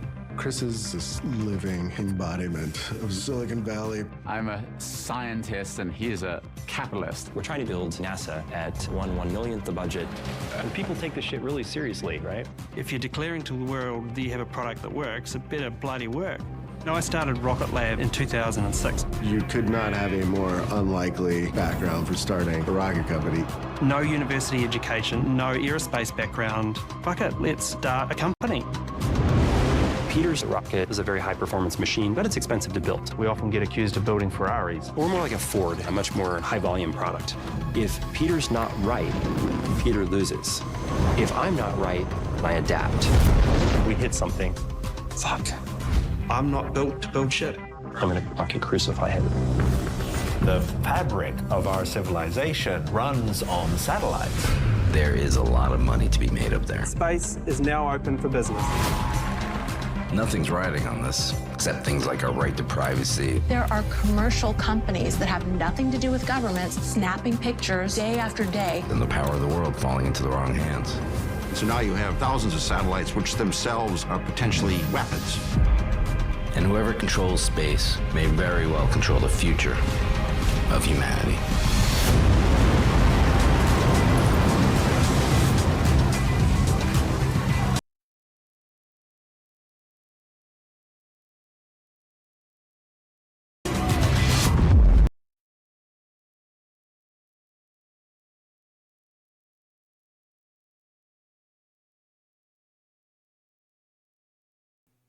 I muted it because the dog started incessantly barking. I was saying, yeah, I'll be watching that. Yeah, the dog started barking like crazy right when I was sitting there watching the movie. This space thing might catch on. Yeah, maybe. He also started fudging around with the green screen there, so. Rip Astra? Astra's still around, dude. They're working on Rocket 4 with Firefly engines. Actually, they merged with another company, if I'm remembering right. Seems like a fad. Get out. Now. Now. Get out.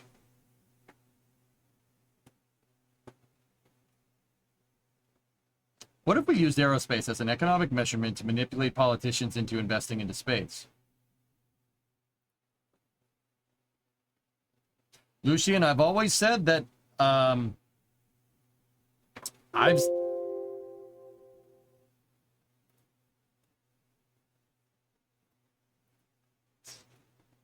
Thank you, Titan, for hitting the keyboard that's underneath my desk that goes to my second computer. That's good. Yep. Of course you did. Why wouldn't you? Oh, that's just where you decided on parking your ball, huh? Okay.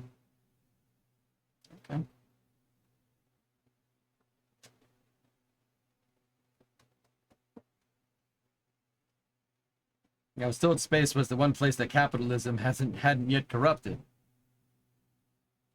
Corrupted?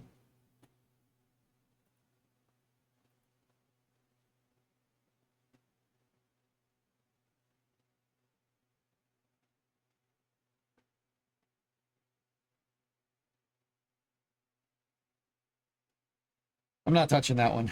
Anyway, Lucian, I've always said that NASA should have parity with SpaceX. I don't want one company being the sole provider of access to the surface of the moon. I don't think that's smart. There should always be a redundant solution because, you know,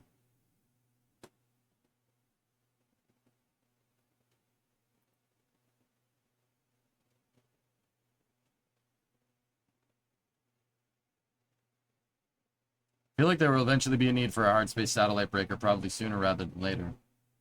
Yeah, maybe.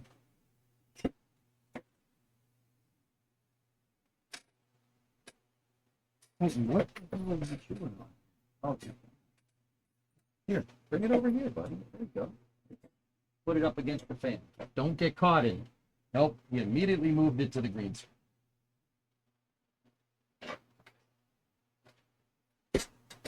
I think NASA should have parity. For any reason, you know, so, you know, one person doesn't get to control what goes to and from Mars. Now, the second part of that is we've seen what happens when only NASA can get to the moon and nobody else can. You get stagnation. So losing, yeah, I mean, you're not far off.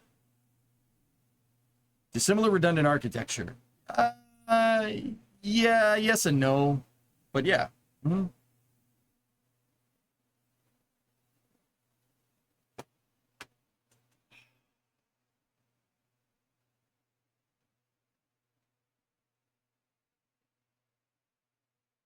Guys, if the screen gets screwed up, and yeah, I'm sorry. There's not much I can do about it.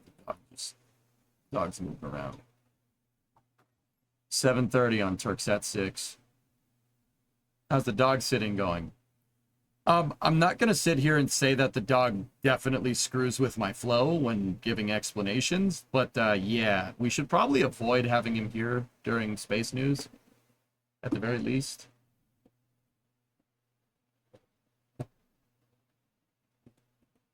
I think I'll call my space company Wayland Yutani. Case in point.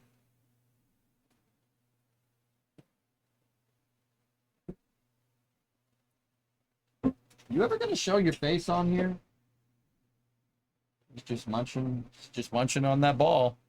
He really loves it.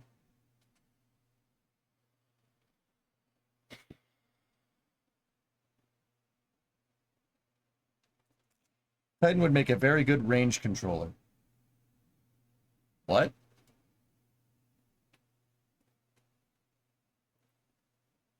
Top news is where it's at.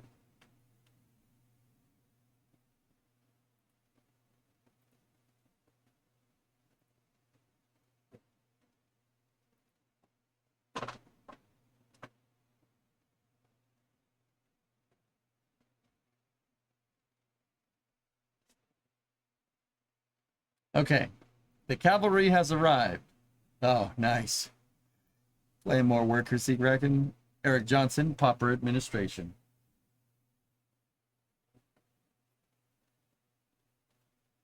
Preferred Doggo Association.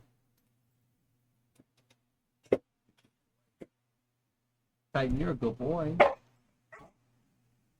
Nope. Nope.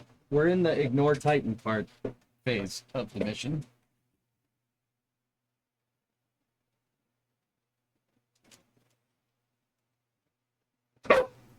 Nope. When will you learn that your fantasies will, yeah, just knock over everything? Yeah, that's fine. Just knock it all over. Yeah, that's fine. It's only a space heater. Good thing I'm not. No. Don't go near my power systems. Nope. You're not doing that. Nope.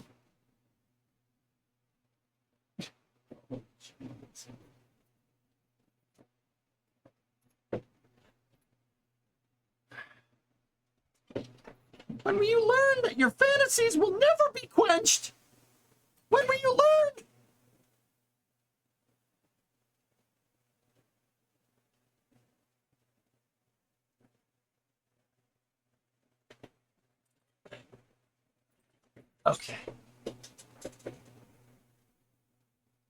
Okay.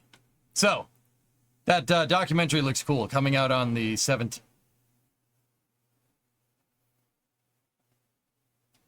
Coming out on the 17th.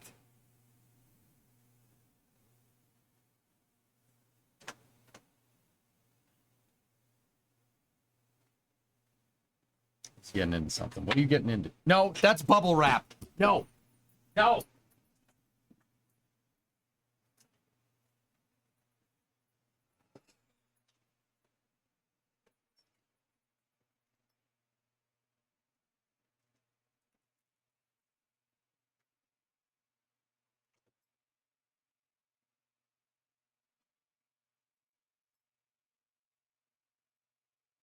We got him toys. You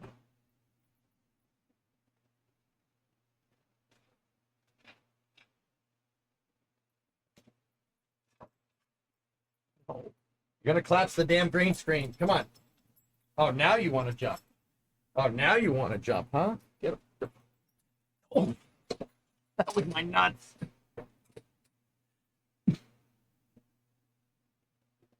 Ow. Shaw and the family jewels, but I'm all right.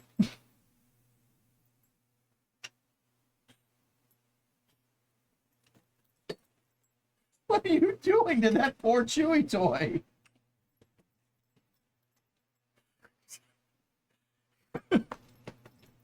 Yeah, you got two.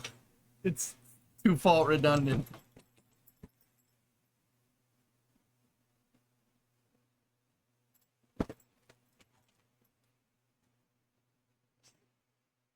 Can't make that up, man.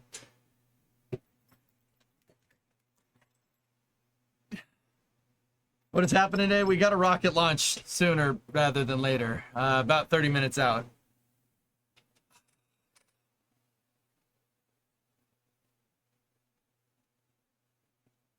Do you think animals will be used in space exploration? Maybe.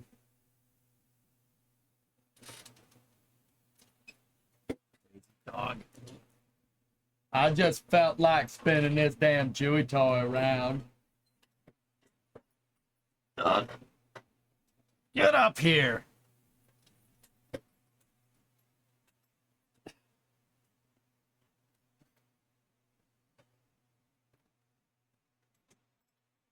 What are you doing? Stop it! You're gonna wreck the green screen. Stop it! Stop it! Can't you pull that way? Or what?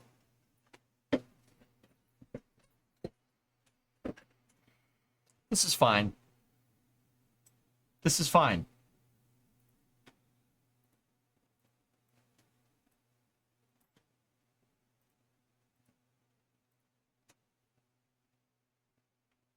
There's a Falcon 9 fixing to send up a Turkish satellite. Yeah, I've been trying to tell you guys that for a good half hour now.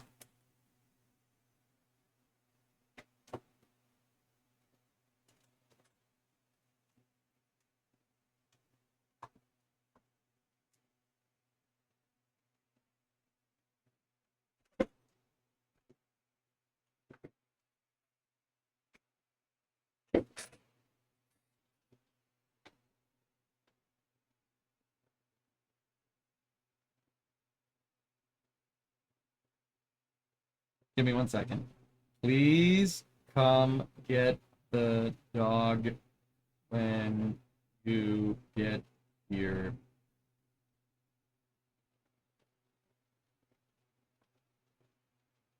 He just kicked me in the nuts on stream.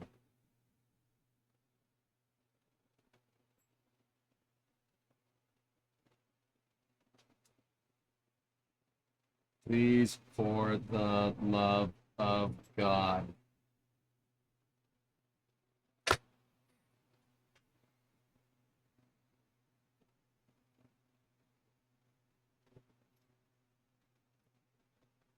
As if you know, 86 degrees, 60% humidity wasn't enough. I'm sweating my balls off up here.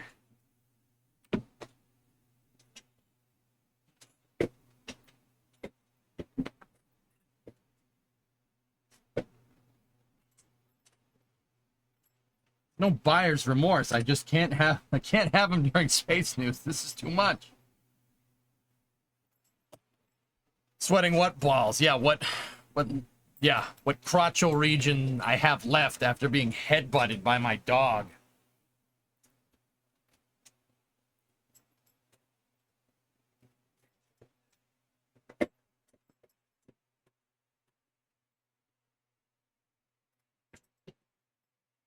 This is fine.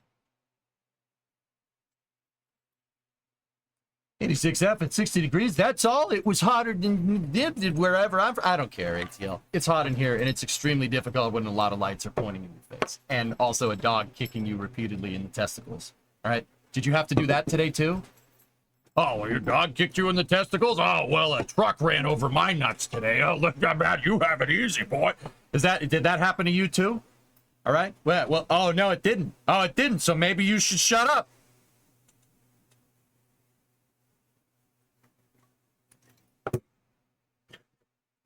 Sorry.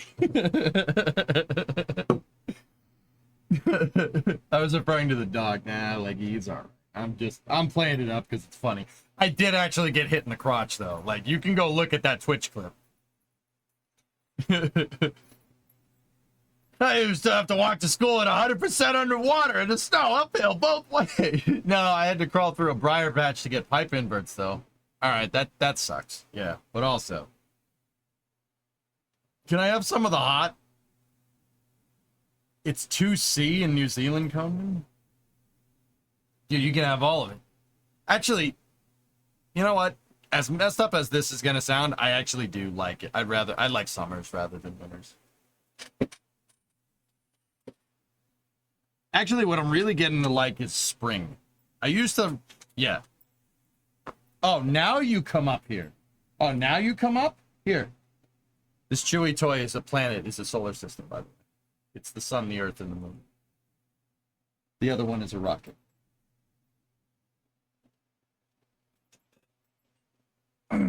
Okay.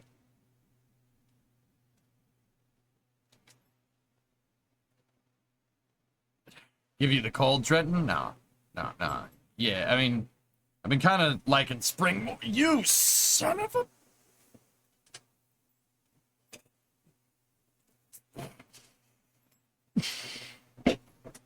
Why does this chair have wheels? Damn it. Stop.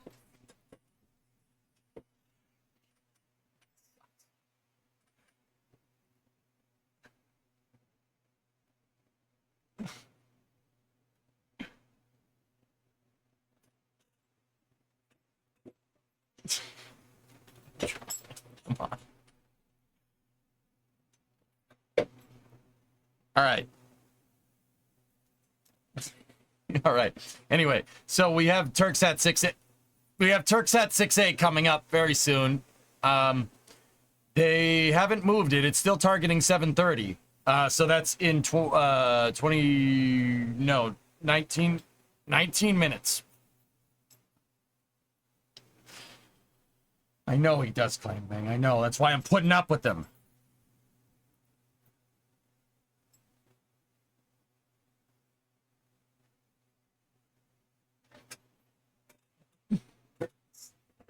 Hard is strong, man. Invite Titan on the flame trench? No. It would just be him barking the whole time.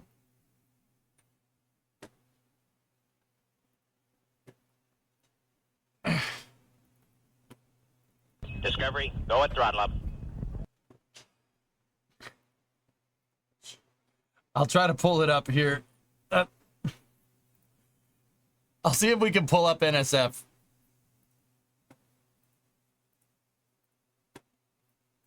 Starlink missions, and Starlinks are expected to move basically to Starship as soon as they can, because they expect it to be the cheaper vehicle with the full reusability. So that's the goal, and that will of course cut into take him outside. I'll be right back. Launch cadence of Falcon 9. So we expect maybe 4 launch pads. I would guess that at some point in this year or next year we will see probably the peak of Falcon 9 launch rate, maybe the year after, somewhere in that range. And at some point, even Falcon 9 will start to decrease in launches. The nozzle, I'm not sure which nozzle it is, but I hope it isn't a stubby nozzle, has gifted 1 Red Team membership, so thank you very much for that. I will also say, I don't think we're expecting a stubby nozzle on today's mission. This is a heavy satellite to geostationary transfer orbit, so a proper, full-size, correct nozzle. Max isn't on right now, so I'll keep going. Appropriate nozzle, the best nozzle. I've run out. Anyway, that's what we're expecting to see in just over 16 minutes' time. I like stubby nozzle. Oh, it's been ruined. It's been ruined. Yeah, also a majority of our... Max heard me say that and hopped in just saying thank you. So I had to get his comment in here. Yeah, apparently even a majority of our chat likes stubby nozzle, so there you go. By the way, the T-20-minute vent has died down, which is fitting because right now they are starting second stage LOX loading. And I can now say a direct quote from Alex saying, getting out of the stinking bees. So, okay, Alex. I hope you enjoy the launch. Have fun. There's one person on this planet I'm happy that they see Falcon 9 launching. It's the person that knows crazy about this rocket. Yeah. He knows so much. Like a scary amount. Yeah, it's honestly crazy sometimes how much Alex knows about Falcon 9. The amount of information that one person can hold in their brain, you know. Yeah. I wonder if it's been like studied or something. It's just crazy. Yeah, we should do that. By the way, we are not joking about that. Sometimes you show him pictures of like a launch 2 years ago, and he identifies it. Like, oh yeah, the Starlink 413. Blah, blah, blah. Yeah, it makes sense because, of course, the ground structure looked like that, and it cannot only be that one. And you're like, huh? Yeah, of course. You see some more cars moving right to left. Don't worry, they're not going to the pad. They're going to another SpaceX building. The lens compression, zooming in, all that jazz means it makes things that are far away look close and close at the same distance. So, you know, don't worry, they're not going to the pad. They're closer to the camera than they are to the pad.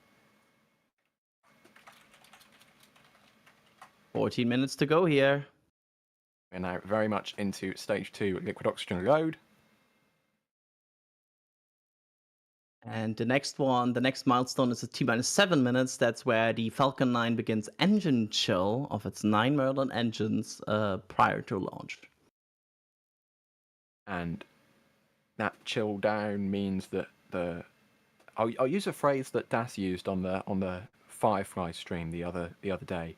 That means that the engines aren't surprised when they get fuel added to them, because fuel very cold, and Florida not cold, so you need to make sure the engines are cold so they're ready to accept the cold propellant. You don't want to kind of like cryo shock your whole engine with like suddenly putting minus 150 or more degrees cold propellants through them. And also there's the other effect where you imagine you have warm tank wall or like warm pipe wall still, and you put liquid oxygen through that. There's also the effect that liquid oxygen will start to turn into very much gaseous oxygen because the walls are so warm. So there's two sides of the effect here. And I just saw someone in chat ask if we will have a behind-the-scenes Alex reaction cam. It was Shake the Grave Records asking, Alex cam reaction would be cool. I won't confirm anything, but wink wink, Julia Bergeron might have something up her sleeve for us.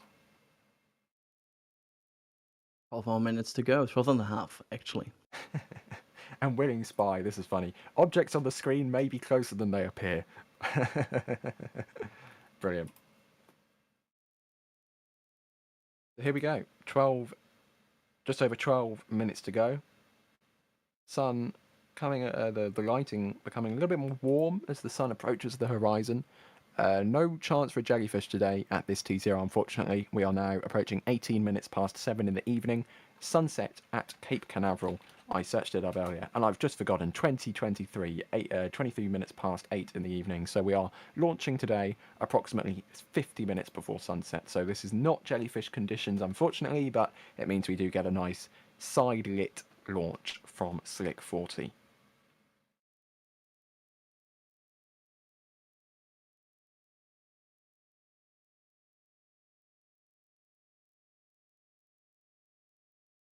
Richard, thanks very much for the £10 correct currency super chat. Jack always calls them curly L's. I don't know where he gets that from. It's a curly L. Well, it's a curly S then for the $sign, you know? Yeah. I might be biased, but, you know, best currency. It's got the king on it. And we have Telstar86 again in the support queue, gifting a Red Team membership. Thank you very much, Telstar86. It's in your name a lot today. Thank you, Telstar. And we are now a couple seconds from T-minus 11 minutes. All right. Thank you for NSF for picking up the slack. The green screen is weird. Ask me how many fricks I give about that. Ask me. Go ahead. Go ahead. Go ahead. Come on.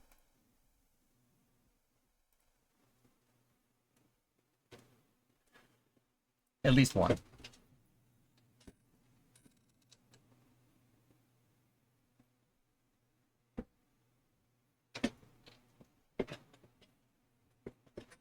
All right, SpaceX.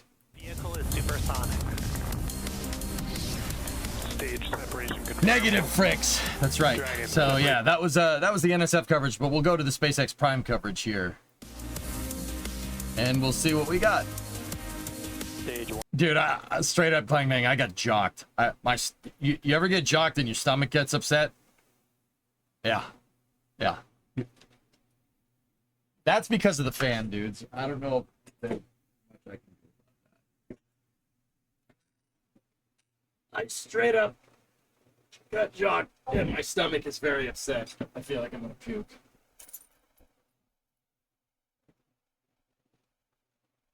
Stay. Ugh. Okay. Joining you from our headquarters in Hawthorne, California. Welcome to our live launch coverage of the TurkSat 6A mission, a geostationary Earth Hopefully orbit that makes or GEO Twitch fails, dude. I communication hope it's satellite worth it. for the Republic of Turkey. It's the country's first fully domestic communication satellite and will extend coverage to regions such in India, Thailand, Malaysia, and Indonesia. With TurkSat 6A, the population reached by Turkey satellites will expand from 3.5 billion people to 5 billion. We'll have more to share about today's payload later on in the webcast. Currently, both the vehicle and range are green, and we're on track for an on-time launch. Weather was a bit of a watch item for us today, but things are now looking good for liftoff in about 9 minutes from now. For now, let's meet the vehicle and learn a little bit more about the most flown U.S. launch vehicle ever, our Falcon 9 rocket. Oh, he said it. Falcon 9 is a two-stage rocket developed and manufactured by SpaceX, known for its safe, reliable, and cost-effective access to space. It's also the first and currently the only orbital-class rocket capable of reflight. Starting at the top of the vehicle is the payload fairing, a protective shell that encases the payload being sent to space. Made of a carbon composite material and having a 17... Why is there smoke? It's not smoke. It's condensation. You ever, like, open up a freezer, Lucian? Seriously, open up a freezer and the steam comes out? Well, steam, it's not really steam. It's condensation that's going on there. The reason is because Falcon 9 uses semi-cryogenic propellant. So they're using liquid oxygen and kerosene, or a highly refined version of kerosene called RP1. What happens is RP1 is basically jet fuel. It's a really refined version of jet fuel. It's like first cousin to Jet A or kerosene, right? That's just jet fuel. That can exist at room temperature as a liquid, no problem. However, your oxidizer is liquid oxygen. Liquid oxygen is minus, what is it, minus 200 C in change. It's somewhere around there. I always forget what it is off the top of my head. I have no idea why. It's a weird brain worm. I have no idea. Don't ask. There's a lot going on up there. I can't believe I can't remember that. I always forget it every time. It's weird. I hate that Bob Barker. Anyway, long story short, liquid oxygen, very cold. And what happens is because it's so freaking cold, the outside skin of the vehicle gets really, really cold. And when that really cold aluminum, which is the skin of the vehicle, gets exposed to that warmer Florida air, you get condensation. It basically freezes the water vapor out of the atmosphere. For today's mission, we'll be attempting to land this booster on our drone ship Just Read the Instructions, which is currently stationed in the Atlantic Ocean. And this mission will mark this booster's 15th launch and landing. 183. Both the weather and vehicle continue to look good for today's launch out of Florida. Now to learn more about today's TurkSat 6A payload on the pad, let's take a look at this video about the satellite and its mission. Oh, yeah. TurkSat 6A. It is not an ordinary satellite. The pride of 85 million. Turkey's largest R&D project.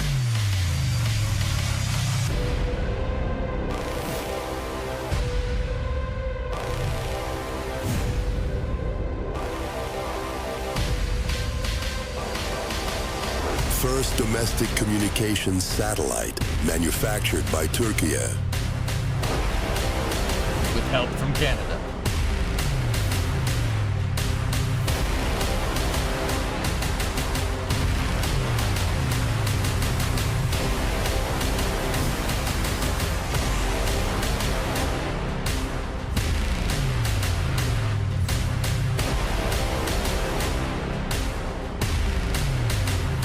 technology. Investors, maybe you. Turkey worldwide, wide.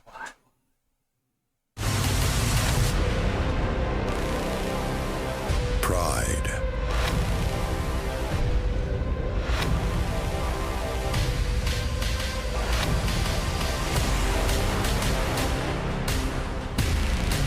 Turkey's era in space is beginning. Turksat 6A meets space.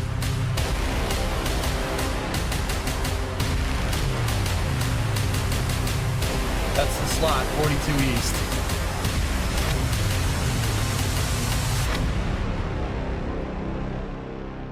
They are really excited about this satellite.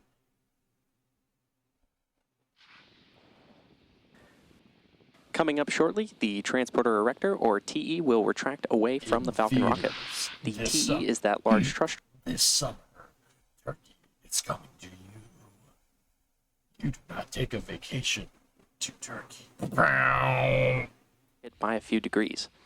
And at T0, the ground hydraulic systems will pull the TE back from about 2 degrees to 45 degrees away from Falcon 9 as it lifts off to provide clearance for the vehicle. How long do satellites normally last? Good question, Clockwork. A geostationary communication satellite like this, 10 to 15 years shelf life. They basically, it's not the technology that's like the transmitters, the antennas, and computers that are limitation here. It's the fuel. In order to stay, so think of those satellites that are out of geostationary. In order to stay there, they're suspect to what's called orbital perturbations. Basically, if you think about a buoy in the middle of the ocean, it's going to get blown around, right? Unless it has some type of thruster to kind of directionally stay where it needs to stay, right? Or if it's anchored to the ground. Now, you can't anchor it to the ground. That would be a 23,500 mile tether. Yeah, you can't anchor it to the ground. So you need thrusters to stay in position. That's the shelf life. The shelf life is how much fuel you have. And then they put it into a disposal orbit and then they launch another one. But yeah, about 10 to 15 years. Just a few moments from now, and the second stage finishing up Satellite's at around 10,000 the pounds, 2-minute mark. Well, almost 10,000. It's like 9,500 pounds. 4,250 kilos. It's a pretty big satellite. Tomahawk Tom, 40-month reset. But yeah, good question, dude. As you may have noticed, there are white clouds forming around the vehicle, and those clouds are comprised of the chilled gas above the lock. Is this heaven? No, it's Florida. Discovery, go at throttle up. D-Pick, 45 months, Tomahawk Tom with the 40. Thank you very much. Most bald people still own a comb. They just can't part with it. There on your screen. At the T-minus 60-second mark, Falcon 9 will be in startup, and this means that the rocket's autonomous internal flight computers will have taken over the launch countdown. And then just inside of T-minus 2 seconds, we'll light the M1D engines for liftoff. The Turksat 6A payload continues to be healthy, and the Falcon 9 team is tracking no issues on the rocket. The range is green. Jack. Now, as I mentioned earlier, weather was a bit of a watch item for us today, but things are now looking good for an on-time liftoff. You're doing in 2 good minutes. until that joke. If for some reason we have to call a hold on today's launch, we have a backup opportunity scheduled for tomorrow at the same time. But for now, as I said, all systems continue to be go for launch. And with that, we're proceeding into the last few minutes of terminal count. They did that relatively recently. And good call out there that Stage 2 LOX loading is complete. Falcon 9 is now fully loaded with 1 million pounds of rocket-grade kerosene fuel and liquid oxygen. Yeah, it's not the first time a country has Now we should be hearing that call out in about 30 seconds that Falcon 9 is in startup, which again is when the vehicle's autonomous flight computers will have taken over the launch countdown. It is 900. Yep. So, Lucian, you're getting more condensation here because they're venting the liquid oxygen. They're pumping nitrogen up the line and venting the gaseous oxygen or the liquid oxygen out overboard. And what's happening is that liquid oxygen is immediately turning into a gas and condensing. Startup. And there's that call out that Falcon 9 is in startup. Cool. It's condensing the atmosphere around it to an extent. But yeah, the reason why they do that is because you want your fuel in your rocket. Fuel and oxidizer should be in the rocket and not in the pad when you go to launch, right? Like that makes sense. You want the fuel to be here, not there. So they vent it overboard because they don't want the pad lighting on fire. T-minus 30 T-minus seconds. 30 seconds. For Turksat 6A.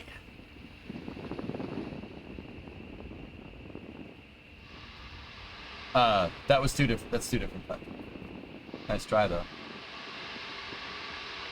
15 seconds.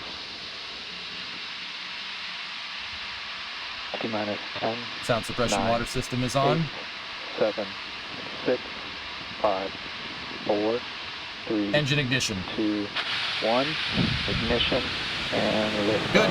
Go, go, Fly, baby, fly. Beautiful dust launch. We got some sweet golden hour lighting there. Very, very nice. Oh, Stage 1 yeah. propulsion is nominal. Turksat is a military and civilian communication satellite for Turkey.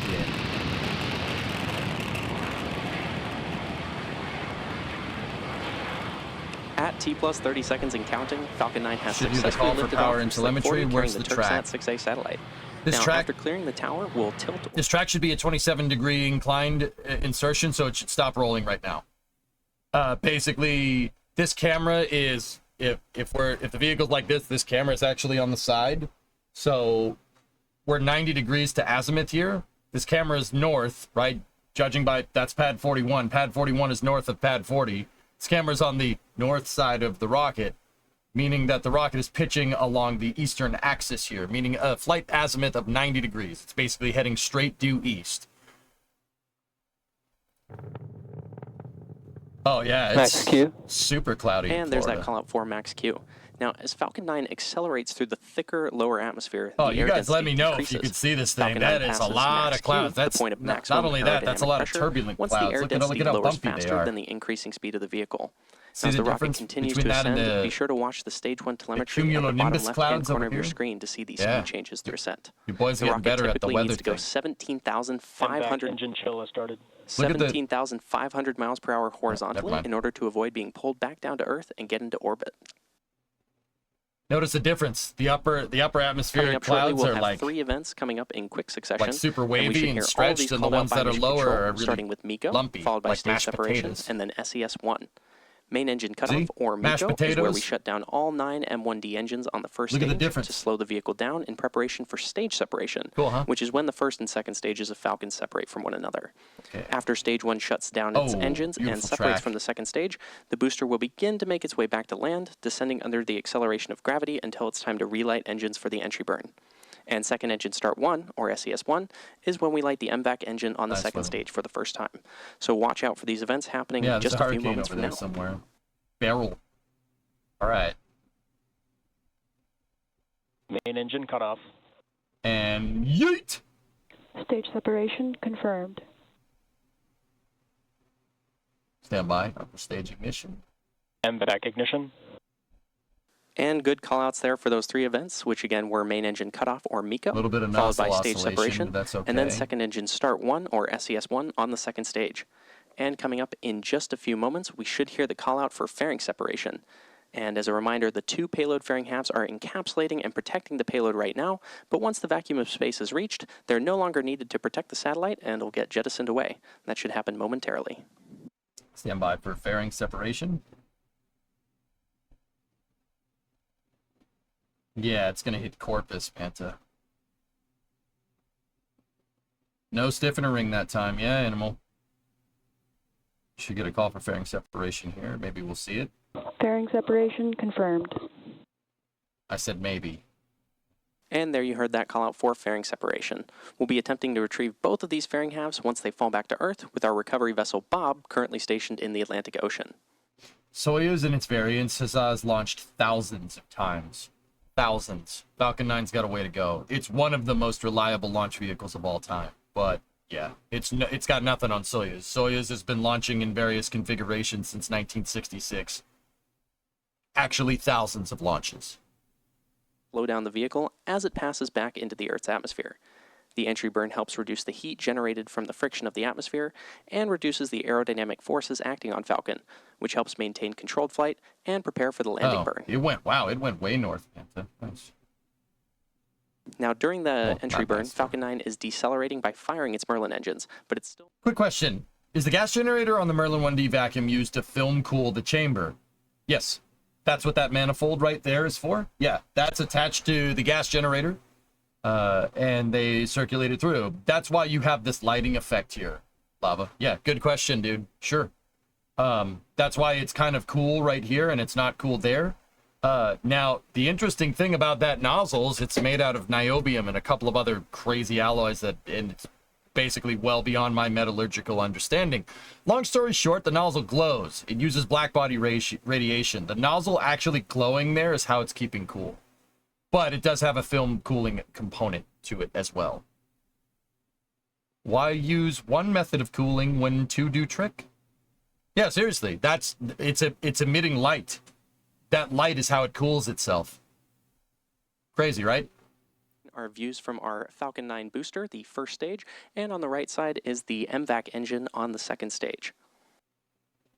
Yeah, so Soyuz is a good design, man. It really is. It's great. It's very simple. The Merlins on the first stage Like are Falcon. optimized for sea level, Very simple. and these achieve 190,000 pounds of thrust each during ascent OP and descent. light bulb. Bingo. At liftoff, Falcon 9's first stage Works has thrust exactly greater like a than light 5 bulb. 747 airplanes at full power. Now, the MVAC engine, with a much wider Look at nozzle, that shot. is optimized to 220,500 pounds of thrust in vacuum. Falcon 9's going to do my favorite part here in a second. We were talking during Space News about supersonic retropropulsion and how you can use your engines to outgas near the bottom of your rocket to push your boundary, Coming up in push just the bow about 10 shock, seconds from now, we should hear the the startup hypersonic of the entry bow burn shock on away the from Falcon the 9 vehicle first stage. and envelop the vehicle in a cool column of gas to make sure that it doesn't burn up during re-entry. Yeah. We were talking Stage about 1 it. entry burn startup. Now you get to see it Stage live 1 streamed to your FPS computer. is saved. And there's confirmation of is. entry burn startup on the Falcon 3 9 first engines. stage. This burn will There we last go. about 25 seconds and will slow the vehicle down in preparation for the landing burn coming up shortly. Even looks like a heat shield. It's crazy, right? Falcon uses hypergolics? Nope. Supersonic Stage 1 entry burn retropropulsion. shutdown. And there's confirmation of stage 1 entry burn shutdown. Now, coming up in just over a minute from now will be second engine cutoff, or SECO 1 on the second stage, along with the landing burn of the Falcon 9 first stage. The landing burn is the final burn of the Falcon 9 booster. I think that's just and the it's used camera. to It's reduce the artifacting remaining a little speed bit, of the Loda. vehicle in order to Now- allow for a soft touchdown on the landing pad. Or Yeah, you want to see here. Watch the grid fins. The grid fins, once it punches through this cloud layer, these clouds are up 30,000 feet, I think. Probably a little bit higher than that. Once it starts punching through the clouds, the grid fins will start moving all over the place. That just goes to show you the aerodynamic load that's getting put on those things.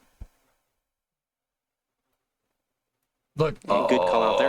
Now, the Falcon 9 booster isn't the only flight-proven aspect of this rocket today. The payload fairings supporting today's mission Pyrophoric, are also Tessa. It's flight-proven, not with one hypergolic. half flying for its 16th time and the other half flying for its 10th time. Pyrophoric, not hypergolic. Hypergolic implies you get combustion with a liquid fuel and an oxidizer. Pyrophoric means that when triethyl aluminum and triethyl borane mix and find oxygen, then they explode. A little bit of a difference. We're now waiting on Lot of callouts clouds for out SECO there 1 tonight. and landing startup in just a few moments from now. Drone ship should be like right here. Not that we can get a reference frame, but just that. There's a lot of And clouds back out on the down. ocean tonight. Got to shut down on second stage.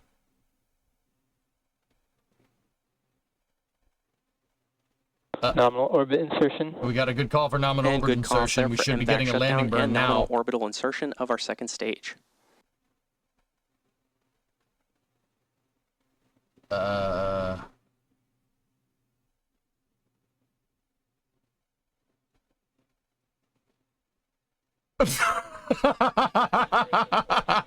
Stage 1 landing confirmed.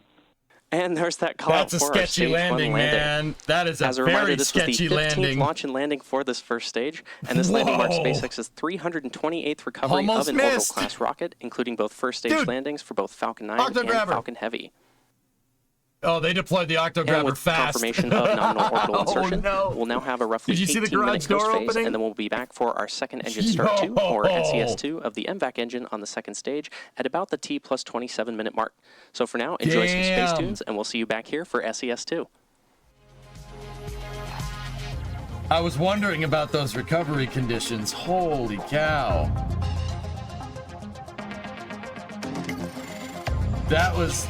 That was a sketchy landing. Yeah, remember how Super Heavy's Griffins were shaking about? Yeah. Yeah, it's nuts, right?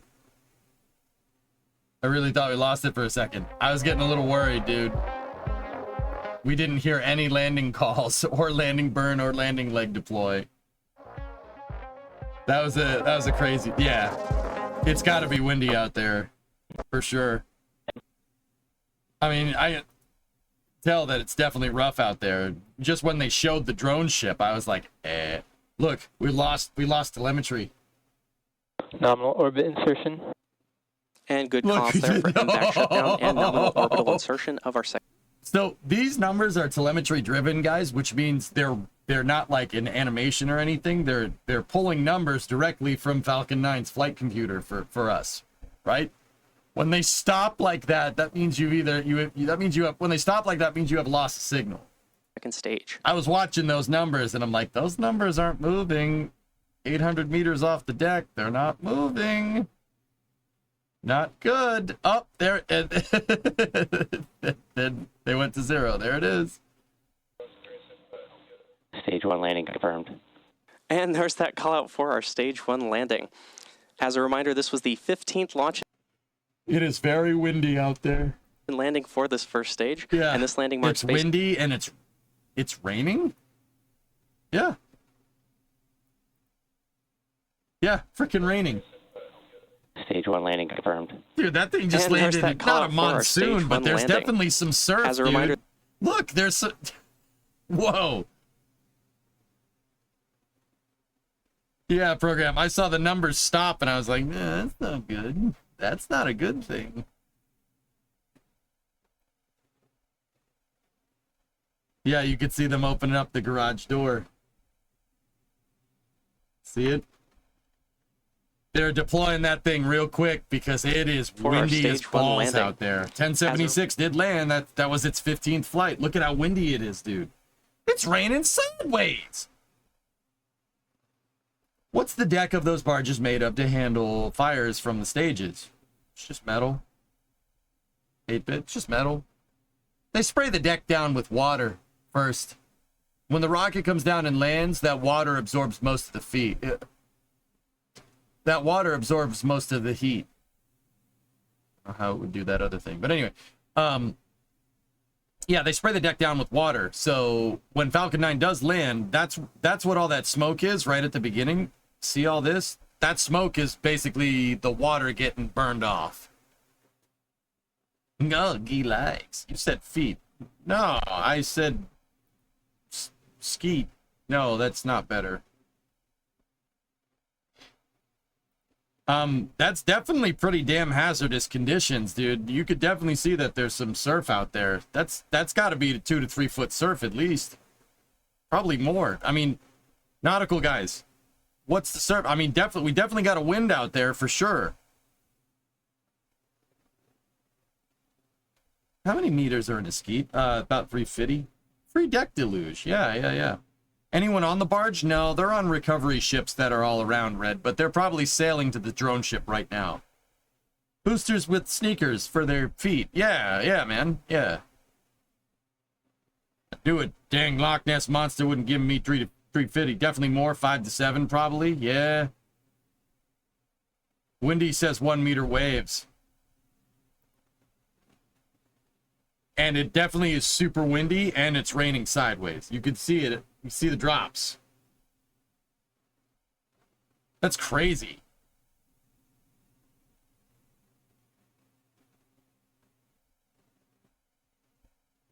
Yeah, there are some caps, Slappy. I saw it, but they're... You know what? It's not a lot of caps, right? The white caps. White caps are usually indicative of a rough sea. It's weird. The surf is... There is surf, but it's... I mean, these waters look pretty damn calm to me. But it's... I know it's not, because the drone ship is rocking up and down. I don't know what you would call this. Is this, Of Course I Still Love You? Yeah. Nights like that out to sea make for the best sleep. Yeah. It's just read the instructions. Bob. It's just read the instructions with the recovery ship full.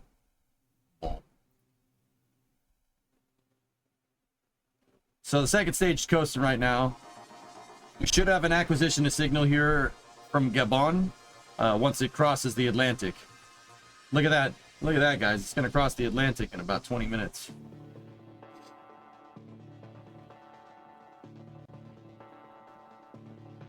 Will they ever have an RTFM barge? Who knows? Maybe that's going to be the name of an oil rig or something, dude. Those names are refresh my memory, guys. That's the Culture series, right?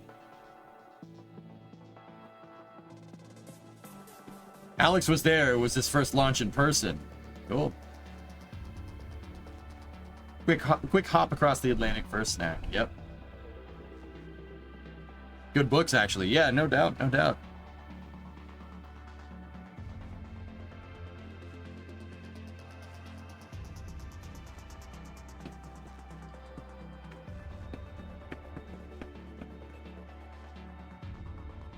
I'm gonna shoot Alex a message later. Bro, what did you think? What did you think?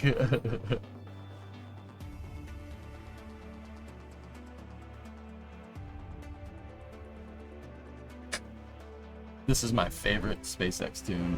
I'm turning it up, guys.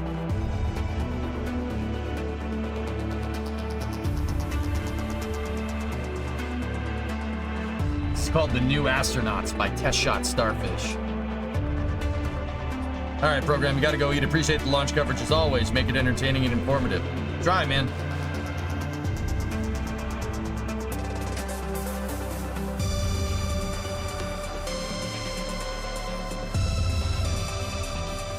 Right, Dragon?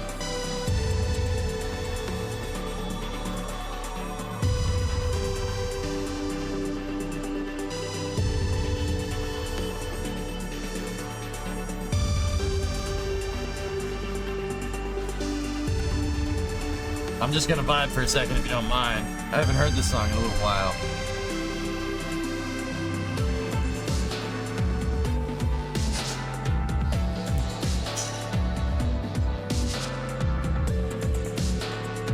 Yeah, Maverick, that landing was a little sus. But it made it. Dude, that thing landed in... I'm not saying there were rough seas, but it was definitely stormy conditions, for sure. Oh, yeah? This one's on Spotify? You definitely don't listen to it all the time? Oh, yeah?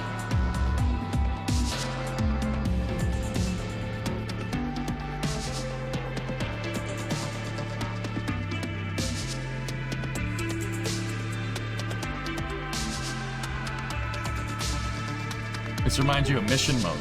I want to play Kerbal this week, guys. I'm jonesing. For a reason. Can't say what that reason is, though. Let's just say, it's high time.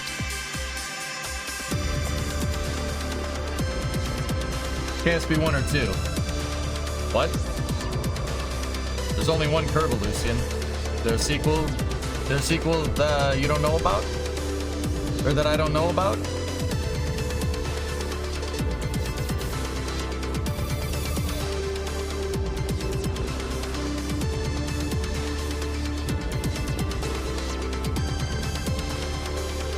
Here's the drop.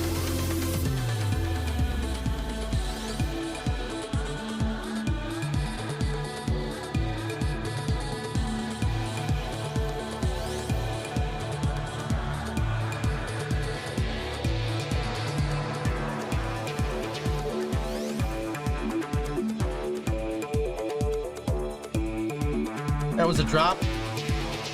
Sure.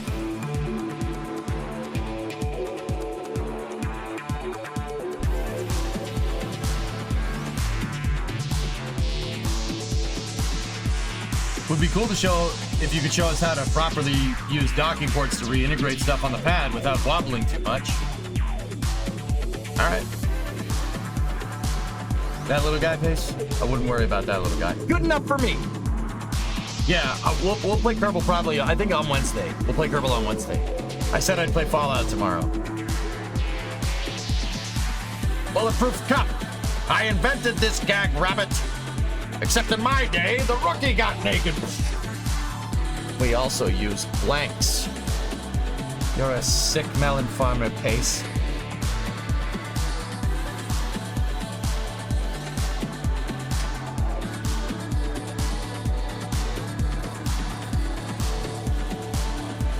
Thanks, EJ.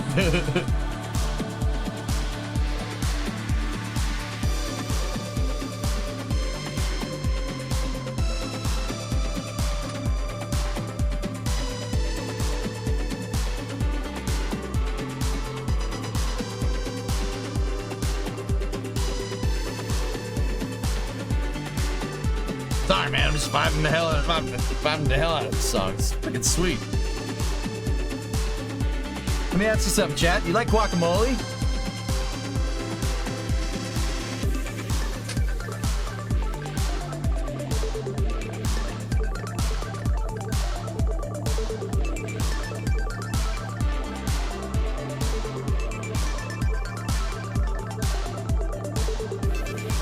Do I like gladiator movies?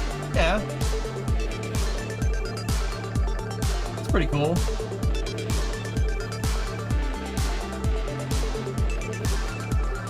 Good housekeeping. What?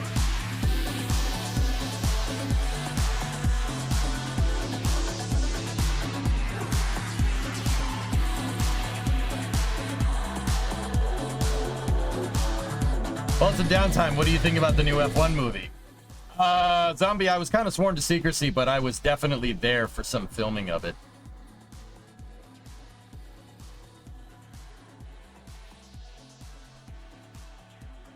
Don't ask why or where. Can't tell you. You like Huey Lewis in the news? I've actually known about this movie for a good while, dude. It looks awesome. And it's quite possible that I could be in the background of some of the scenes being filmed. You excited for it? Sure. I mean, they filmed out a lot of tracks. Oh, they did.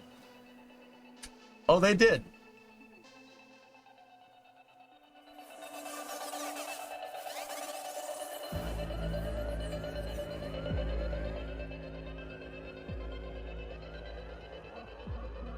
Gunther Steiner is in it. Look, we look like a bunch of freaking bankers, Gene. Oh, what's that? Someone cooked with the waterfall mod? Nice. Yeah, there is a new version of waterfall we got to put in there, see Kraken, don't we? No, so I had the privilege of going to the Rolex 24 at Daytona earlier this year because one of my buddies was racing in it. Like racing in it, not like, oh, I'm the guy that takes pictures. No, one of my buddies was racing in it. Car 120. The Porsche that's in GTM. And yeah, they were definitely filming the movie there. Yeah, they were absolutely filming in the paddock. And I was in the paddock. Trust me on this one. Yeah. So yeah, it's yeah, no, Zombie. I'm excited for it because it's a very high possibility that I'm in it in the background. Yeah, I'm not saying they were filming in the paddock that I was in, but they were filming in the paddock that I was in. Yeah.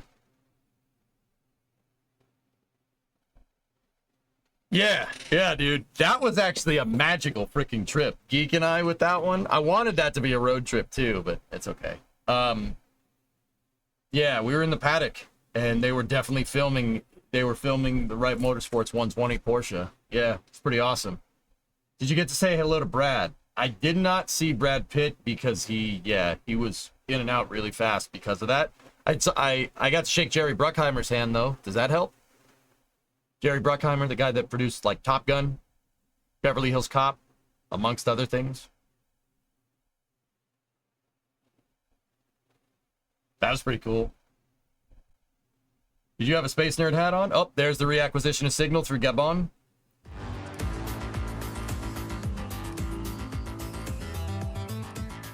You're a Yasmarina zombie? Yeah. Dude, I think it's safe to say that I would absolutely like work on a pit crew if anybody wanted me to. It's so cool. It's so legit. Like, I'd rather shake Bruckheimer's hand than Brad Pitt's anyway. Yeah.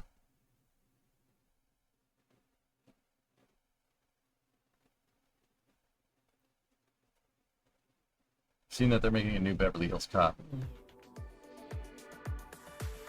You should play this. Chocolate Factory. No, I'm good. Yep, we have reacquisition of signals. See the telemetry updated there? We got a good shot at the second stage. What SpaceX is doing right now in preparation for second stage engine start 2, right here, the first one being the initial insertion, they're now trickling propellants into the engine to get it to the right operating temperature. See? And what they do is you don't want to trickle propellants right into the combustion chamber, because if you start it, it could burp on ignition and you could blow the engine to smithereens. So what they do is they have these vent lines here. Primarily what they're trying to cool down is the turbine machinery on the second stage. What's the turbine machinery? The fuel pump. Fuel pump. You want to cool that off. You're moving really cold propellants into it here in a second when it starts. You don't want to basically flash freeze the turbine machinery. You ever seen like the Terminator, where the T-1000, Terminator 2, where the T-1000, hasta la vista, baby, and it just shatters into a bajillion pieces? Yeah, that can happen. You can flash freeze your turbine machinery. And that's probably the best case scenario. If you flow the propellants too fast and your oxidizer starts to evaporate, your turbo pump, your fluid impeller becomes a compressor, and it makes things blow up. Actually, both of these scenarios make it blow up. So what SpaceX is doing is basically priming the engine. They're priming the engine and making sure the turbine machinery is cooled down to the proper temperatures to flow ungodly amounts of liquid oxygen through that motor when it goes to start.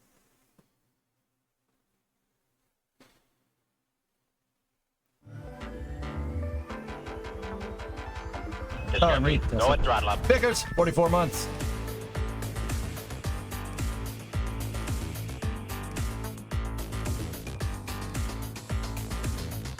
Yeah, Zombie. What's all that debris? Well, what happens when you vent a super cold liquid into a vacuum? You get catastrophic depressurization because it's the vacuum. So what that liquid basically does is solidify. And it changes phase while the temperature is changing really quickly, right? You have basically liquid oxygen turning into gaseous oxygen being vented into low pressure. It solidifies immediately and then basically does nothing after that. If you look at that giant ice block right there, that's liquid oxygen. Oh, there we go. There's the ignition, and that ice block is gone.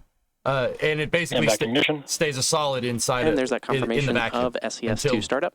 This is the second burn of the MVAC engine on the second stage. The first burn took place around the T plus 2.5 minute mark and lasted about 5.5 minutes. Good ignition. This additional burn will place the TurkSat 6A payload in. What you're really looking for here with good ignition, and this is the reason why SpaceX has these cameras, is you're looking for uniformity here among the glowing. The glowing needs to be nice and uniform.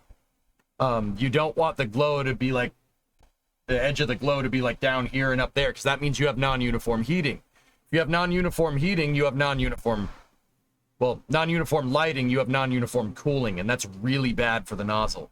Everything needs to be nice and copacetic here, or else you're gonna have a bad day. Now, there is some spots that are a little bit lighter than others, and that's okay. As long as the ring is nice and uniform, you're pretty much good to go.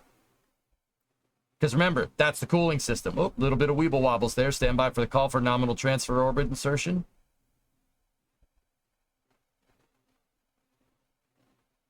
And see what they're doing now is they're nominal venting. Orbit insertion. There we go. Good call. And there we have confirmation of nominal orbital insertion. We now have a roughly 7-minute coast before arriving at payload deployment. So what they're doing now is pumping helium through the turbine machinery to get all the liquid oxygen out of it. And why do you want to get the fuel out of it? Well, it's liquid oxygen. It'll turn to gas. B, liquid oxygen makes things rust really bad. It oxidizes things very, very easily, and the rocket engine is made out of metal. You don't want it to rust. If it's just sitting in there, it'll oxidize it pretty bad. So they evac the engine. That's what those little vents are on the sides. They evac it out and put the engine into a safe state until they need it again. Are you going to do the Ariane 6 flight tomorrow at 2? Yeah, absolutely, Tien. Of course. We're getting good numbers here through Gabon. We should have a loss of signal here in a second, and they should have a handover to Diego Garcia. Here in a moment. They might have double coverage, though. Hold on.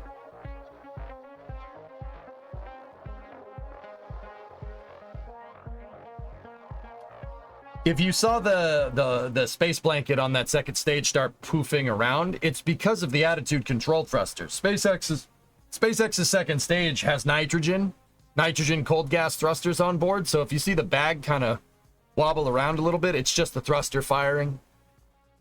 But you can see that they evac the engine with helium. But here's the thing. You know, it made a little bit of ice, right? But it didn't make a lot like what we saw before. Why is that? Anybody know? Helium is extremely difficult. It's really difficult to solidify helium. The area at which helium exists as a solid is like the margin is less than 1 Kelvin, and it's basically at absolute zero. So the helium, when it outgasses, it'll just stay a gas. Even if you outgas into the vacuum, it's not doing much. It's not going to solidify. The oxygen, on the other hand, will solidify at a different temperature, a little bit closer to temperatures that humans can tolerate, but still, I wouldn't go taking a shower with liquid oxygen either. So it has time to phase change when you vent it into the vacuum. Helium doesn't. No, helium's just like, I'm gonna stay gas, dude. Go away.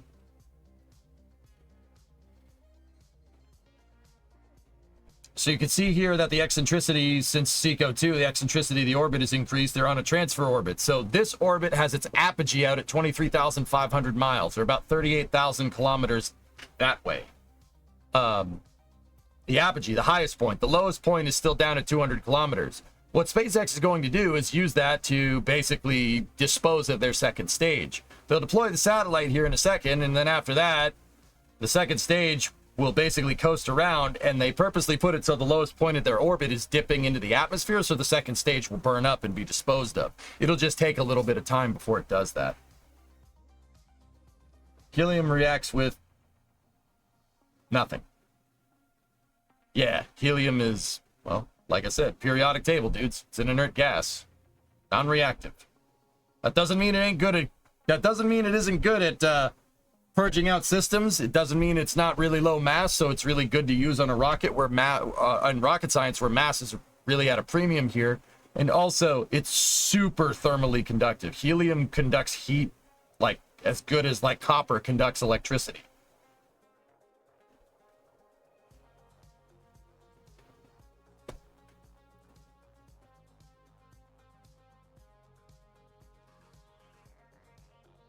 Maverick, I'm reading Starlink Group 9.3 for Wednesday at 10 p.m.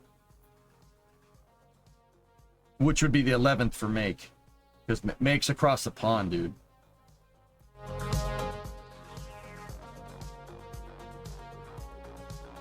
So there's the decoupler mechanism here. This cylinder right there is called the payload attachment fitting. I'll give you 3 guesses what that does. It attaches the payload to the upper stage. Yeah. Engineers are not good at coming up with creative names. They're not good at dealing with customers. Okay.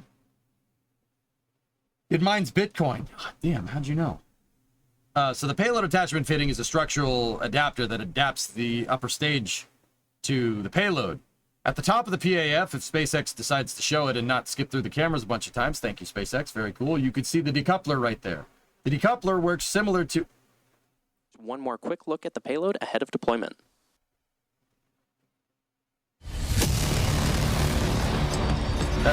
That was a satellite chassis that they just showed. The decoupler works like a V-band clamp for exhaust. Basically, at one end, it has something holding it together, and that pops off, and the clamps release, and there's a spring that decompresses that pushes the thing away. That pushes the satellite away. Joji, 76 months. Well, I'm a bit late to the party, but I'm here. Better late than never, man. In space is Turkey's ever in space is beginning. In a world where all of our satellites are launched on one rocket, one country with one satellite will rise above them all.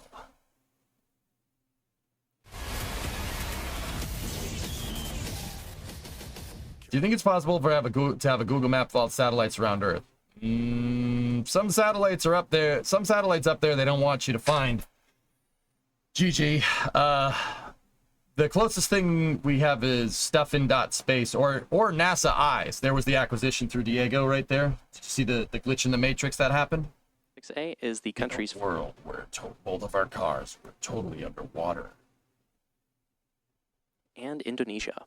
And with this satellite, the population reached by Turkey A satellites will expand from 3.5 billion people to 5 billion. That's like at least 3 billion more. All right, watch the clamp. It'll we release. Should be hearing call out for payload deployment in just about 15 seconds. The thing kind of release, and then the satellite will shoot off.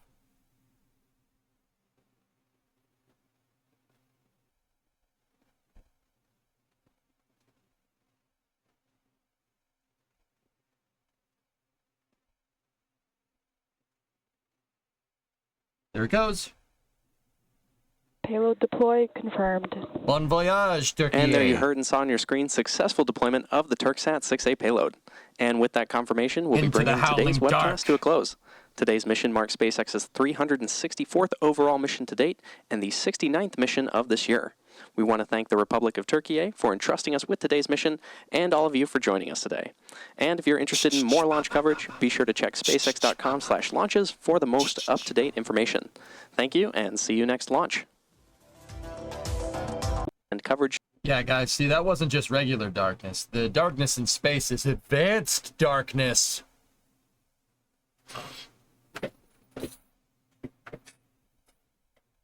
That's advanced darkness. Oh, yeah, Turkey, eh? Oh, yeah, that's a nice country, yeah. Oh, yeah, bud. Oh, yeah. It's the void. Cold is the void. I long for combat. Cool. All right, so that was the TurkSat 6A mission from SpaceX. 15th flight for booster 1076 and a pretty damn successful, if you ask me. That looked pretty damn good.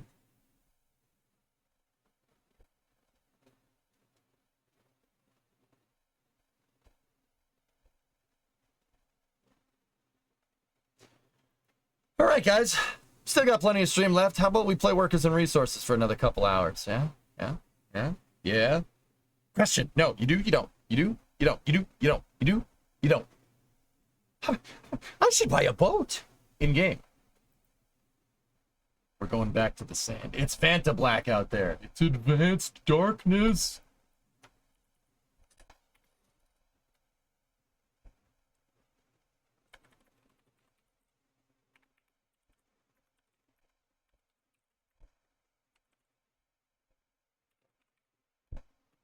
All right, we will title the stream back over to Workers, and we will call this Is Desert, Is Warm, Comrade.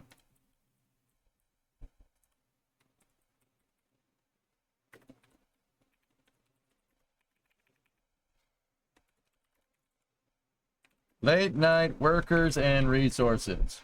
Hashtag #. There we go.